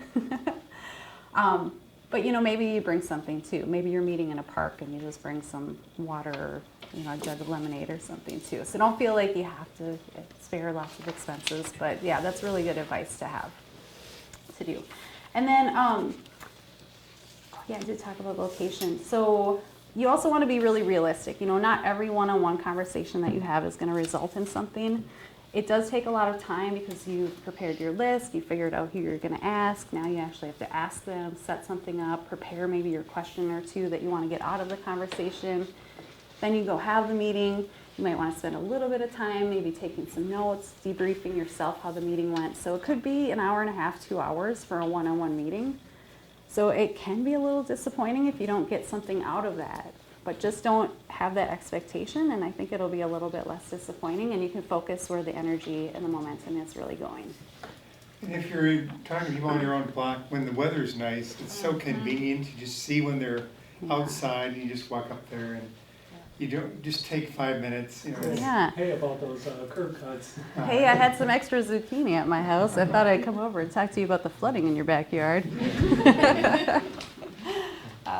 So those are, that's a great suggestion. And then I did want to just share some Minnesota NICE strategies with you. So I've been doing engagement for a long time. I did a lot of fundraising on the phone and in person, door to door. And you are going to come up with people who just don't want to engage with you, or you're just going to have a hard time engaging certain people. And that's okay, to be expected again. My advice is to just keep networking. If the list that you're developing tonight is just not panning out in a week or two, then go out and find some other opportunities to network and meet new people and add to your list. Make a new list. Scrap the old list if it's not working for you. And you might want to also evaluate your approach and some of the barriers that are coming up. Maybe you're coming on too strong. That's why people aren't engaging with you. Maybe you're asking them to do something and these barriers keep coming up over and over again. Maybe you need to reevaluate what you're asking people to do. So look at your approach, continue networking and building your list. And I think it's really important too to make sure you're asking people to do something, whether it's to meet with me again, or hey, can you maybe do a little bit of research on that whole plant rain garden issue? Or maybe it's, hey, thanks a lot for spending time meeting with me today. Do you know somebody else in the community I could meet with on this issue too that might be interested? I'll always have something in mind to ask them. And then going back to that awkward kind of uncomfortableness, leave that time for them to actually answer. I think this is a common problem in Minnesota. We feel uncomfortable with the silence, so then we want to fill in with some more words, and then we totally get distracted from the question. Has anybody ever lobbied a member of the legislature or Congress before? Okay, so Sean has. So Sean and I know how this works. When you go and lobby a legislator, they are looking for people to feel uncomfortable with the silence so that they don't have to answer the questions. So when you go in there, you have your short, quick ask. You do your lobbying and kind of make your case, but you make your ask. And then once you ask them, are you going to support this bill, vote yes or no? You just shut up and let them feel uncomfortable with the silence. And it's not to make people feel bad, but you just want to give them the opportunity to think about and reflect on the question and figure out what the response is. And if you're not leaving that time, then you might get distracted and you might never get the answer to the question. And I know for a lot of elected officials, they are counting on that because they don't want to answer your question. But you can use the same thing with community engagement. How do you deal with people then when they say, yes, I will, but then they don't? Well, that's when the voting comes into play. And there's lots of other strategies I could talk about on that side, but we're not really talking about elections right now. But yeah, you can hold people accountable, your elected officials. There's a variety of strategies to do that. Somebody say they'll commit to something and then they just kind of blow you off. Well, sometimes you do need to circle back with people and just remind them. They might have forgotten or gotten overwhelmed, who knows. Sometimes people are flaky, and you, at least, you know, in what we were trained in, you kind of expect, if you're going to call 100 people for a meeting, to only expect maybe 20 of them to show up. Maybe, if you're lucky, you'll get 20 people to show up. So you have to really get your expectations in place so that you don't think, oh, everybody I talk to is going to show up. This is going to be the best party ever. Oh wait, only 5 people showed up. That's still a success in my book because I know how hard it is to do community engagement and organizing. And sometimes, yeah, you just have to write people off because they're flaky, and there's nothing you can do about that. Oh, and then the last, you know, on the ask too, I just wanted to share a phrase that we use in the canvassing world. It's kiss it up. That's about your ask or your message. Keep it short and simple. And then I always added dash ES, embrace silence. So once you ask, just embrace the silence and let them answer.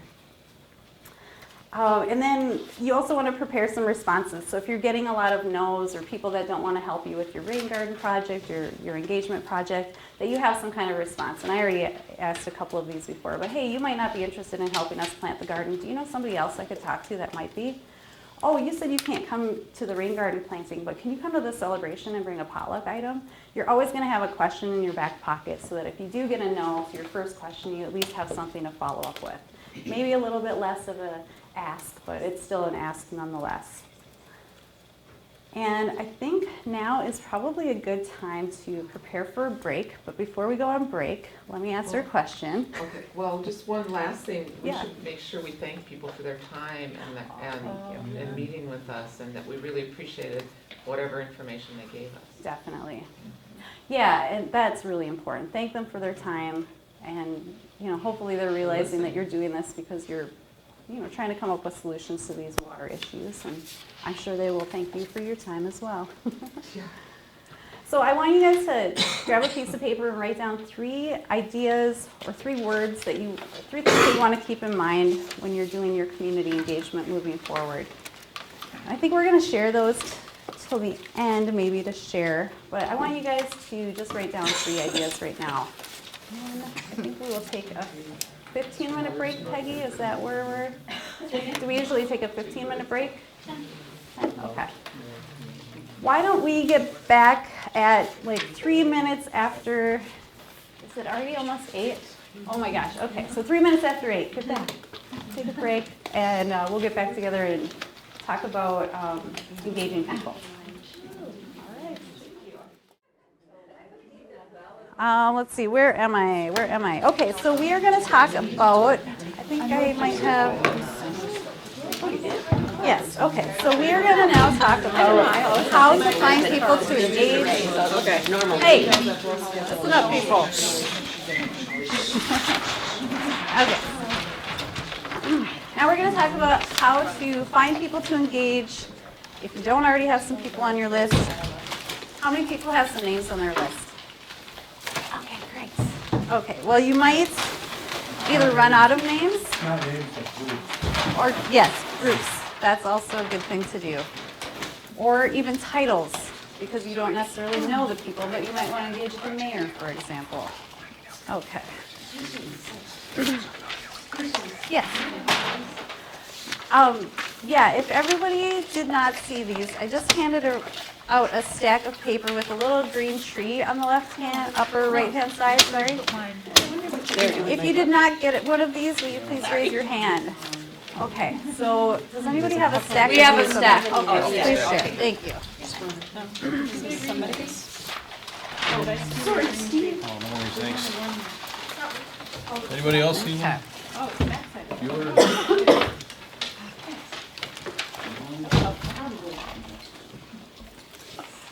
All right, excellent. Thank you very much. I have extras, so if you need more, just let me know. All right, so you have an idea of how to do one-on-ones. We talked about that. You have your own existing network of people that you can draw from, but the universe of people is very large, and so we're going to talk about the universe first and kind of how you fit into this universe. And networking. So there's 3 things I wanted to cover in this section. I'm going to go through these a little bit quicker because I think you guys are going to learn a lot from the PowerPoint presentation, so I might just breeze through this a little bit more quickly than I had planned. But this is a visual representation of your universe. You are here in the center, and as you go out from the center, you have different relationships with different types of people. So kind of closest to you would be your base. That's what we call it in the political world anyway. So these would be people like your close friends, the family that you get along with. As you move further out, it might be colleagues, other friends, family that you don't get along with, etc. As you get even further out, you might be even getting the media, politicians, and this is hard to spell, and the general public. I like to share this visual representation because what I like to talk about here is that you might have this close network of people that you can easily draw from to have one-on-one meetings to talk about your project, but there's a whole universe of people who might be way out here that you don't have any connection with already, that you might want to connect with. Maybe the mayor or the city council people are on your list, but they're way out here on your universe and you've never met them before. I put one person's name up here. So this is me in the center. This is Amy. No, Amy. Oh yeah, Amy. Okay, yes, you, Amy. I was thinking of Grace, and I'm like, why did I put Amy's name up there? I need to get in touch with a hydrologist, but I don't know any hydrologist. Luckily, I met Amy and found out that she knows this great hydrologist who used to teach in some Wisconsin university. So she is close to me in my base, and she can help me connect to this person who's way out on my outer circle. I have no idea any hydrologists. She happens to know somebody. I need to reach one. This is true also with public officials. Say you don't know the mayor, but you might want to talk with Grace about what's the best way to reach the mayor anyway. You've been a candidate for mayor before. I was also going to mention, and I'm so glad she's here, because I think candidates and elected officials are really good people to talk to find out who is involved in different things in the community and who can I talk to about this water project that I'm doing. They have met everybody, they've knocked on virtually every door, and they know all the movers and shakers as far as nonprofits and other community groups go. But the universe is large, so you're going to want to be strategic, target your efforts. You can't reach everybody, and so just kind of think of it as you're not just here in the middle alone with your base. You have other people who might help you reach folks further out in your universe. Okay, I'll just leave that up there. Having sticky issues. All right, so this is getting to, should I forget your name, Greg? Yes, okay. Greg's point, and shoot, the woman back here, I forget your name? Me? Yep. Luann. Luann, okay, Luann's question too, about what do you do with those people who you just can't engage? They're libertarians or whatever their political affiliation might be. Well, in the canvassing world, the fundraising world, we had something we called A doors, B doors, and C doors. Has anybody ever fundraised before? Did you guys have A doors, B doors, and C doors? Okay, well in our vernacular we did. And the A doors are really easy to identify because when you knock on their door, they're super happy to see you. They swing open the door, they're there with their checkbook.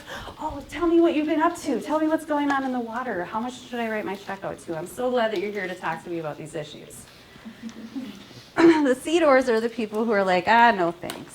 I pretty much don't even want you at my door. Please go away now before I call the cops. So those folks you probably are not going to want to engage with too much. And then the B doors, and these are really horrible generalizations about people. So this is just for training purposes. B doors are kind of in the middle. They might support you in some respects. They might agree with you on the issues, but they're not really ready to be engaged for whatever reason. Maybe there are some barriers standing in their way. Maybe they don't understand the issue. Who really knows? I personally used to be a B door. I really cared about environmental issues, but if you came to my door to fundraise, I was not giving you money because I don't know who you are. And this actually happened. I was at my dad's house in Brooklyn Park, and this was way, way before I had even heard of Clean Water Action, where I worked for 5 years. And one of the canvassers came up and started talking to us about water issues, and I was right there with him. Oh yeah, these are all really important things, you're so right. And then he asked me for money, and I turned him down. No way, who are you? I am not giving you money. I don't know who you are, I don't trust you, whatever. Now I am the first person, if you knock on my door, I'm like, oh, I'm so glad to see you. Come in, let me get you some coffee or some hot cocoa. How much should I write my check out for? So these B doors are not to be written off. But you might not want to spend all of your energy in the B doors. As you're meeting people, I think you're going to want to start with your A doors. People who help you feel motivated and keep you on your game and will help you with things. You will probably want to avoid, or, I don't know, how do you spell neutral? Is it E? Okay. Neutralize, possibly, any C doors.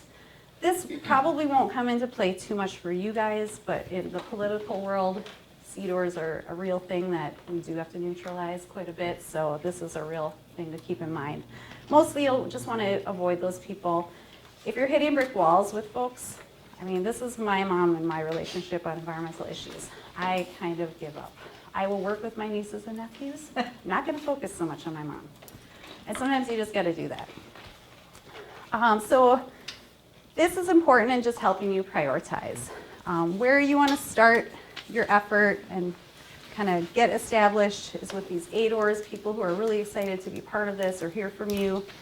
You want to spend your time building, especially as you get more established, continue building that list of B doors, people that seem like they're supportive, but you haven't really figured out how to engage them yet, and kind of avoid these C doors.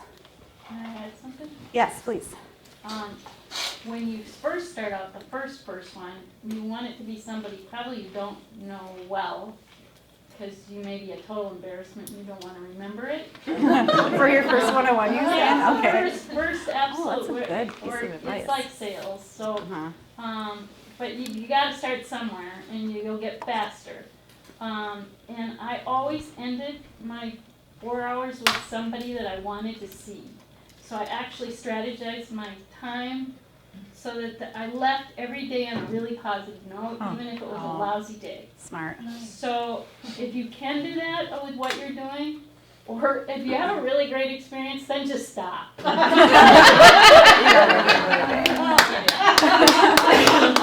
advice. You gotta stay motivated. It's tough work out there. Well, because you need some days where you just go, wow, I can't believe that happened. Definitely. And you feel really good because it's a lot of energy to just make yourself go out the next time and do it again. So I would just say if you can find a way to target a positive experience for your end, it leaves you feeling good about the world. Yeah. And that's not always possible, but I think where you can, that makes a lot of sense because it keeps you motivated. And yeah, just know you're going to run into a lot of A, I mean, not a lot, but you will run into A doors, and that is just going to be your lifeblood at keeping you motivated. And you're going to say, this is why I do this Yeah, work. I think because of another them. example we had with having a master water steward from Edina, speaking to folks in Edina Morningside, it was so great to have the rapport there. So whenever you can find your local enthusiastic person who's within that, whatever that group you're trying to get to, having them do the talking rather than you, is so much better. Yes, I agree. And I hate public speaking, so I always try to do that. Okay. Well, the last thing I wanted to talk about was just keeping yourselves organized. I don't have a ton of tips here, but one thing I think that is important, especially since you're working in teams, right? Okay, so there might be 2 of you doing community engagement. It's to put together a contact list. This might seem really basic, but you would be surprised. I think something in the cloud, or how do you say that? I'm getting old now, I don't know this new technology, but in the cloud where you can share it, like Google Sheets or something, would be a good idea. So not one person is holding the database, maybe you both have access to it. But you're gonna wanna make sure that you're tracking who you're talking with, what their contact information is, and I just have email and phone, but you can have their address too, so you can plot these on a map if you'd like. And then you wanna come up with some different fields. Things that are relevant to your project. I only have a couple of them listed here, but I know for our former databases, we would have checkboxes so you could check what issues they were concerned about. Were they willing to volunteer for something? Did I want to have a one-on-one meeting with them? You might want to have some different fields in there so you can track different activities. Are they just going to be somebody who brings food to the potluck? Or are they gonna be somebody who's actually gonna plant the garden with you? So look at your list and look at your project and see what makes the most sense. But I highly recommend putting this contact list together so you can just keep yourself organized and keep your team organized too. I would add date. It becomes really Date of, like, important first when you contact? try to remember, oh, I met them on Thursday, in April, and you might be able to get back to that person, and you don't have it dated, you won't be able to. You know what I add to all of my contact lists is a source column. So I always know what event I met them at and what the date was. Oh yeah, that was at that networking meeting in June of 2011. So then I have something to trigger my memory. Good advice. All right, well, I think with that, oh shoot. Peggy, we're gonna skip the activity. Sorry. We're gonna do a little networking activity, but I think this is an important slideshow. Slideshows really aren't that exciting, but I think there is some useful tools in here. So we're just gonna jump to this instead. Okay, well, let me start by saying, first of all, most of the campaigns that you are aware of, yes, you have a question? Before you start that, shouldn't you have some kind of identification before you go banging on doors to say who you are? Oh yeah, and Showing up? Yeah, and I'm actually not suggesting that you necessarily go door to door. For your campaign, it might make sense. You know, in my neighborhood, I feel perfectly comfortable knocking on my neighbors' doors. I do it all the time. But for your project, you might not be doing any door-to-door stuff. But use your judgment. I mean, you guys know what you will feel comfortable with. Some of what I'm sharing might not be something that you would feel comfortable with, so you're going to have to use your own experience and your own initiative to kind of figure out what works. He's asking for a water steward badge.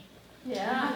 Oh, that could be. Shirt with a really cool logo. Oh, you'll all get them. I'm here on behalf of the Soon? Watershed District. Very soon. Okay, well, most of the campaigns that you're going to see are really information-focused campaigns. All of the campaigns that tell you what you should do and what you shouldn't do, what's good for you, what's not good for you or society.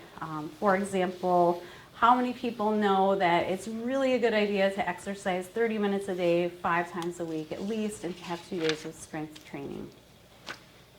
Okay, well, some of us probably heard that, right, on the news. I had to look it up to figure out exactly what it was.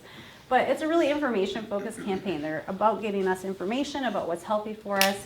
Doesn't necessarily motivate action. And a lot of times we find that these campaigns are really ineffective at motivating that action. We assume if people have the information, of course they're going to make the change, right? If people only knew how much stormwater was polluting our lakes and rivers, they would do something about it. But that's not always true. We are much more concerned with being like everybody else, the graphic, than being the weirdo that stands out and looks strange. Why are these campaigns so prevalent? It's really easy to underestimate how difficult it is to change behavior. I think in most of the political campaigns I've worked in, the community engagement piece is the last thing to be funded, almost always overlooked, and almost always ignored, because we think if we just communicate with people, changes will happen, right? And then information campaigns are really easy. There's pretty much a formula to every communications campaign. You get your website, your newsletter, your press release. You know, there's all of these things that people use over and over. So it's a pretty easy campaign to put together. As what I've shared with you tonight will demonstrate, engagement's really complicated. It's a lot harder. And we don't always evaluate our programs, or we aren't always evaluating the right things to look at that. Sometimes there's not even a motivation to do better, surprisingly. At Hennepin County, we promote a strategy called community-based social marketing. There's really 4 steps to this, and we've talked about most of these. Selecting the behavior that you want people to engage in, identifying those barriers, and also the benefits, things that help motivate people to take action. And you want to develop your strategy then based on your behaviors that you want people to take, and then based on also the barriers that they might be experiencing or perceiving. And I will email this out to you guys as well. And then you want to pilot your project, do some evaluation, see what changes you can make. If you want to look up a little bit more on this strategy, there is a website, cbsm.com. Doug Mackenzie Moore is the professor. He teaches at some university in Canada, who is kind of the leader of this initiative. So I'm going to talk about step 1 and step 2, and then I'm going to have you guys work at your tables, maybe in just groups of 2, to answer the questions on the sheet that I handed out. So selecting behaviors, I think, we can look back at the list, what can, right over by Sean there, what can or should people do to protect water? I think a lot of what is on that list is really too vague. We want to be really specific about the behaviors we want people to take. The more specificity you have, the easier it is for people to understand what it is that you want them to do, and the easier it is to understand what the barriers might be. For example, do you want people to infiltrate stormwater from their property? Or do you want them to redirect their downspouts so that it goes on their yard instead of their driveway? The first one is really vague, and I'm not really sure. There's a lot of things I could do. I'm not really sure where to start. The second one, very specific. I know exactly what you're asking me to do. It makes sense, and it's having some kind of impact.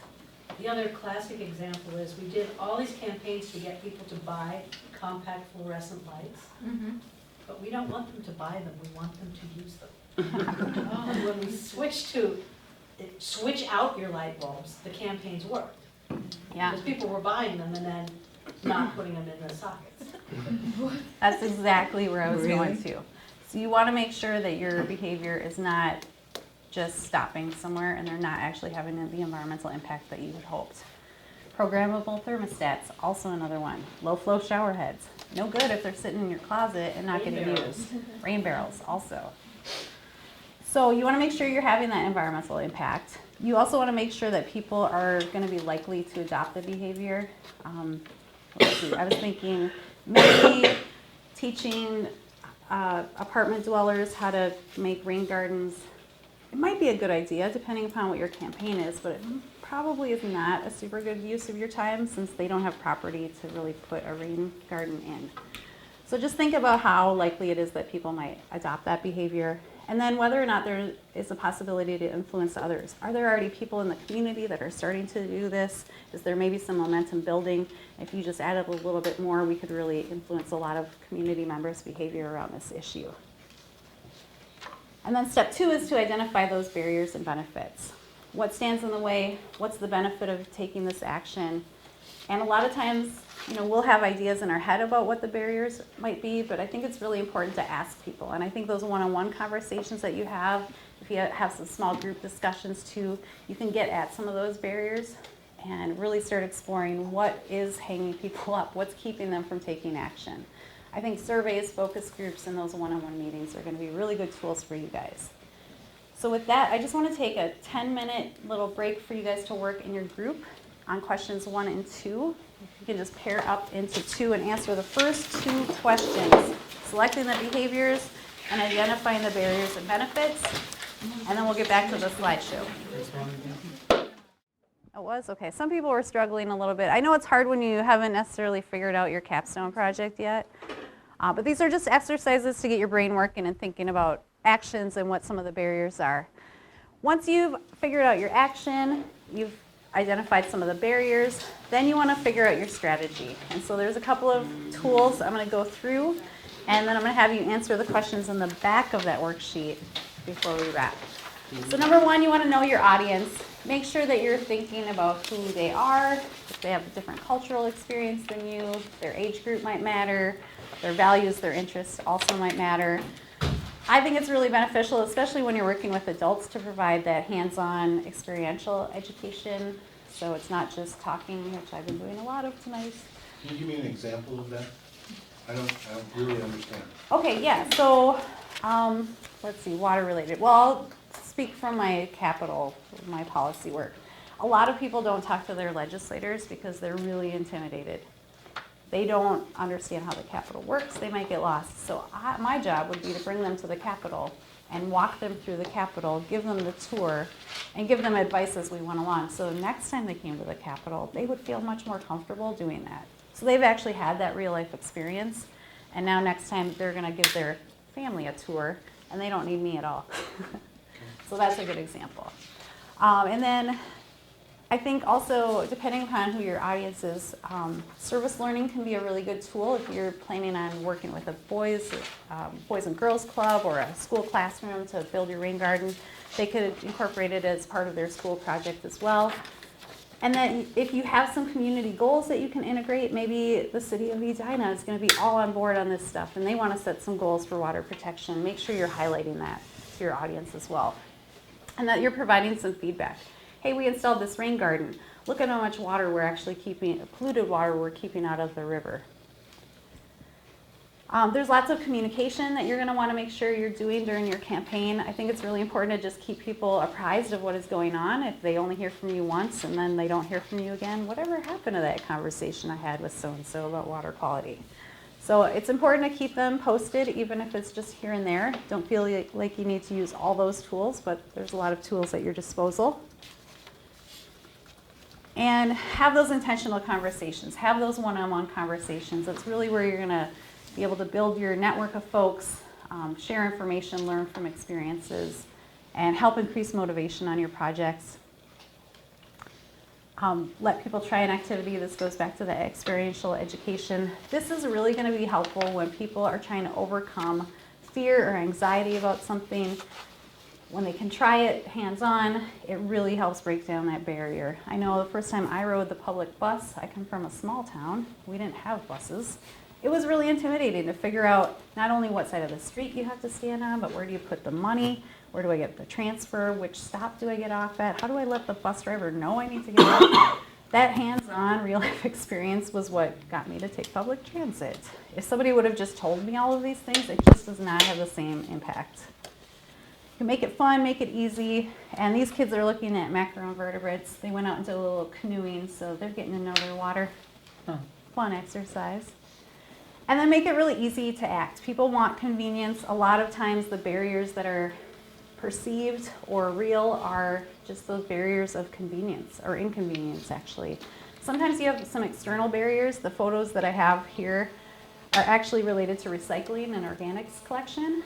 Apartment buildings don't always recycle, so even though the people who live there want to recycle, they have this external barrier, the property manager, who's not really making it something that people can do. Maybe you're camping, like these young kids on the bottom, and they want to compost their organics, but guess what? You can't compost organics at most campsites, except for Baker Park Campground at Three Rivers Park District now. So they're able to compost there because that barrier was broken down by Three Rivers Park District. Sometimes you can address those barriers. Sometimes there's nothing you can do about those barriers. And so you're going to want to look at what it is people are trying to do, what the barriers are, and if you can't do anything about it, maybe you find something else to do. And you want to make sure if people are not feeling motivated that you're helping them build some commitment, helping them see themselves as somebody who's motivated to protect the water. I was a little bit surprised by this research, but they say even if you make a really small commitment, like wear a sticker, later on if you're asked to do something bigger related to that topic, like water protection, you will be much, much more likely to take action. Because you've made that previous commitment and told people publicly, I'm somebody who cares about clean water. Look at me, I'm somebody who cares. You're gonna say yes later because you're somebody who cares. So utilize that when you can. Public commitments are really effective. Written commitments are pretty effective in the mostly white culture, but I've also talked to a lot of groups who say verbal commitments are just as effective. It just depends on who your audience is and what their background or experience is. And Sean used to talk about this a lot in the political world, and I totally underestimated how effective this can be. He was a little bit more a behavior change expert, and I was more a policy expert back in those days. And then creating those social norms is a really important piece too. If it is perceived as this is just how we do things here, that is how people will do things. Our multifamily recycling campaign, if you're in an apartment and your property owner starts putting up signs and actually telling people, hey, we recycle here, this is what we recycle, this is where the bins are located, and if you have problems, call me, people are going to be much more likely to recycle or see this as, wow, everybody here recycles. Well, I can't be the weirdo who doesn't recycle, right?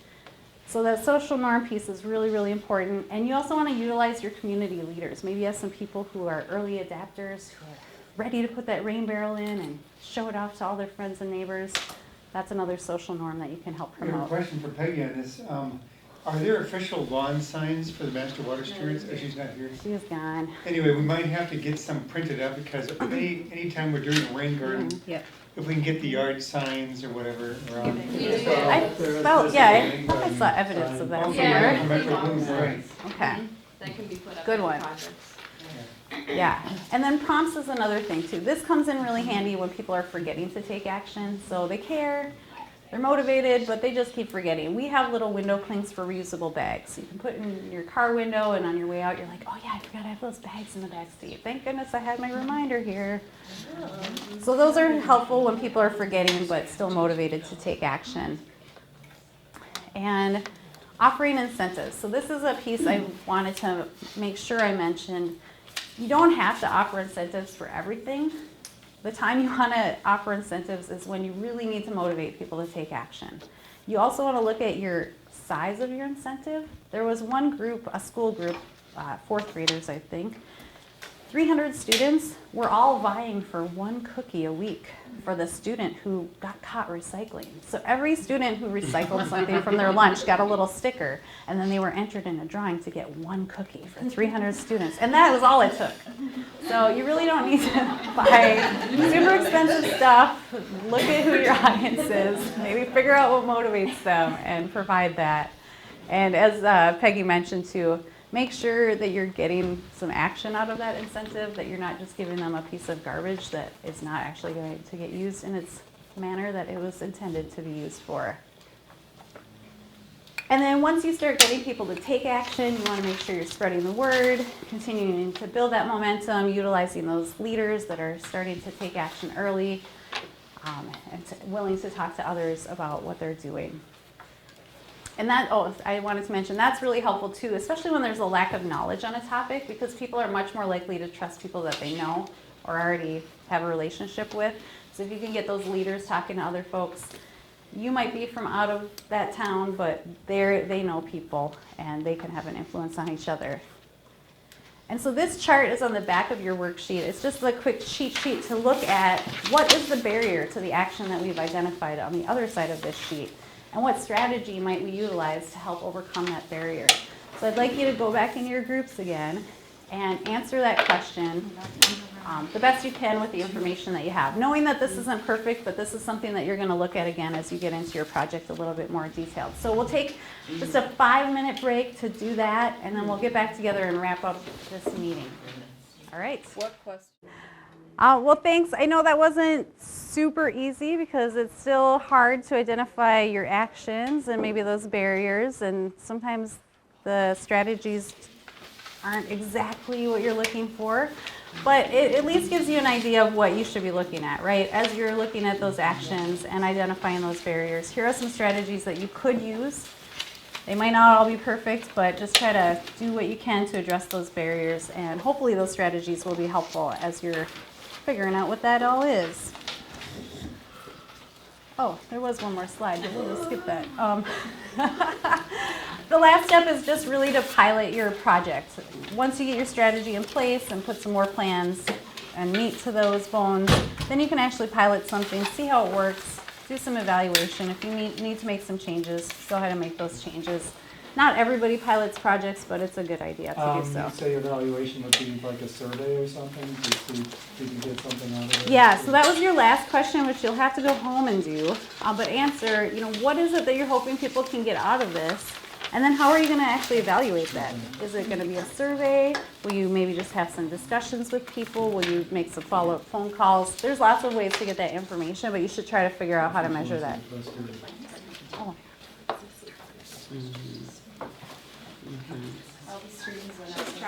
Oh, that's okay. It's really not that big of a deal. It's just pilot and implement. That was what the last thing said. It did have my contact information on the following slide, but I'll give you my card. Okay, and we'll email something. Mary, is your app going to be available for all of us to use in our rain gardens then too? What?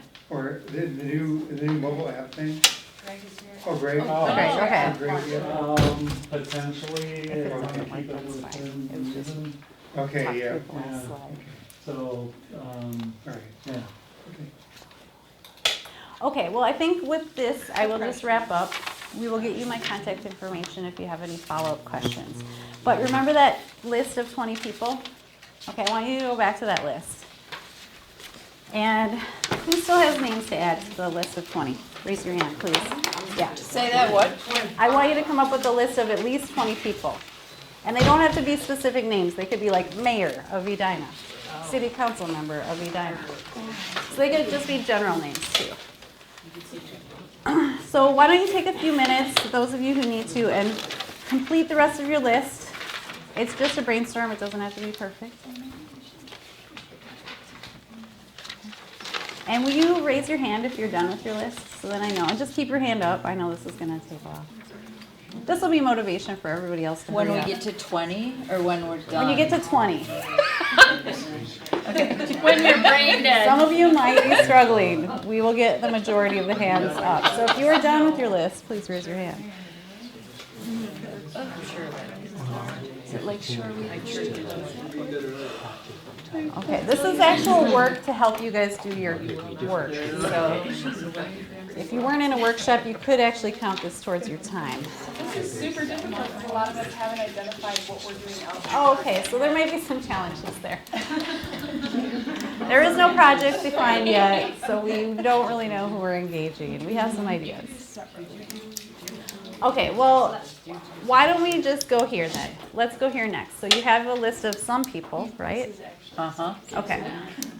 Circle, or wait, first of all, I want you to put a star next to the names of people that you can approach now for a one-on-one meeting. That you know you can approach. You're ready. They're in your inner circle. You can ask them already. They're not way out here on the periphery.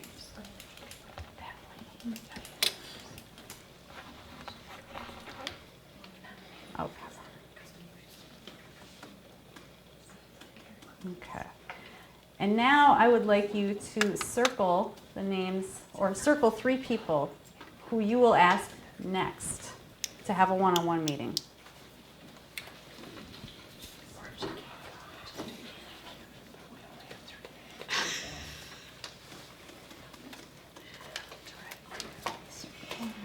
You're looking at If me. it's not designed yet, like Yep. the educational project isn't quite designed, Yep.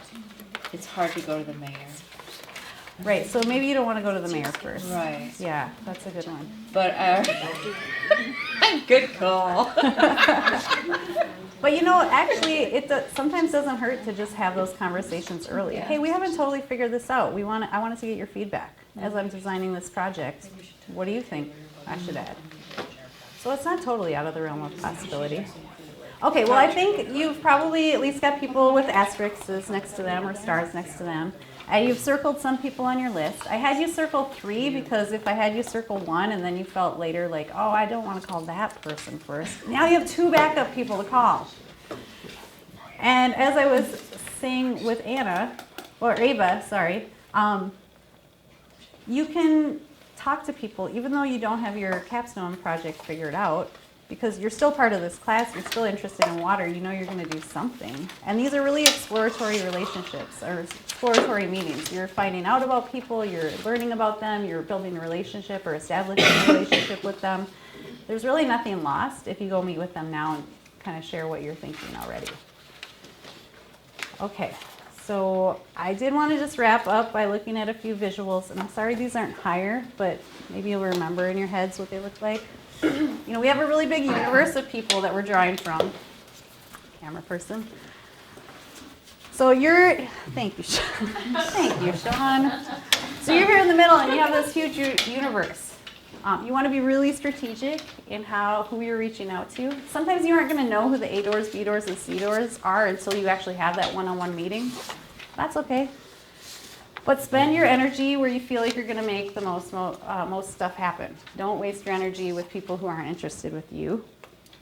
And utilize these other relationships. The fact that Amy knows Dennis and he's a hydrologist and you need to know a hydrologist. Utilize those relationships. Maybe you don't know the mayor, but maybe somebody in one of your inner circles knows the mayor or can help you figure out how to reach the mayor. Voters, very important people to mayors. So just find a constituent, and usually you can get a meeting with the mayor. Keep yourself organized, so both partners know what's going on and who you're talking to. And really focus and figure out what your actions are. What behaviors is it that you're trying to get people to take? What is going to be different after your project in people's lives? Are they going to be thinking about water in a different way? What can they do to get them to that point? And what barriers are going to stand in their way? you really want to identify these two pieces because that will go a long way in helping you accomplish the rest of your goals. So with that, I think we will maybe end a little early. I don't think people will be disappointed, right? Oh, and maybe some questions, comments, yes. Because one of the things I'm noticing here is a lot of us are from a number of different West Metro cities. So I'm going to be organizing a thing the second Tuesday of, this is a Tuesday, right? So it'll be the second Tuesday of May at the St. Louis Park Rec Center so we can bring together environmental commissioners from Edina and St. Louis Park, some people from Minneapolis and other folks like Minnetonka, so we can all brainstorm how are we able to influence our cities to change the way they reduce streets and or use boulevards and things. And so it'll be kind of a way for you guys, the water stewards, to rub shoulders with other citizen activists. And we'll probably have somebody from the city of St. Paul talking about how they're actually implementing this right now. Yeah. So I'll send you guys a note about it so you can mark your calendar. This is the second Tuesday, you're saying? Yeah, it would be the second Tuesday of May. We're going to try to get the St. Louis Park Rec Center. Michelle, what is that? Excellent. The Okay. 13th. So one tool that might be helpful for you. Remember at the beginning of this, I said, one of the things that we want you to do is to go out in your neighborhood and look at things. We want you to observe your neighborhood and see what is happening and what isn't happening. So that's that list of things. What can people or should people do to protect water? Go notice what's there and what's not there. So after this, tomorrow, when we get back to the office, I'm going to send you that observation sheet. So it will give you a list of things, a place to start. These are the kinds of things you can look for. So we'll send that out tomorrow. So over the next couple of weeks, as the snow melts and the ice melts, though wait till Friday, as the ice melts and the snow melts and you can get out into your neighborhood, just start to notice some of the things on that sheet. And that'll give you a place to start on what people are already doing or not doing. And that'll help you decide what behavior you want to influence. And then you can start thinking about those barriers. Can I also say we don't want to misrepresent ourselves? Yeah. We are not yet master water stewards. We are candidates. Good Yep. point. So don't say, when you go out, don't say you're a master water steward. Gotta get And your this is hours not in. something you need to do one-on-one meetings. You don't have to do door knockings. You can just take your dog for a walk and start to notice things. So that give you a place to start. Thank you all for your time and your work. I'm really excited and proud to be part of this. Thanks so much tonight.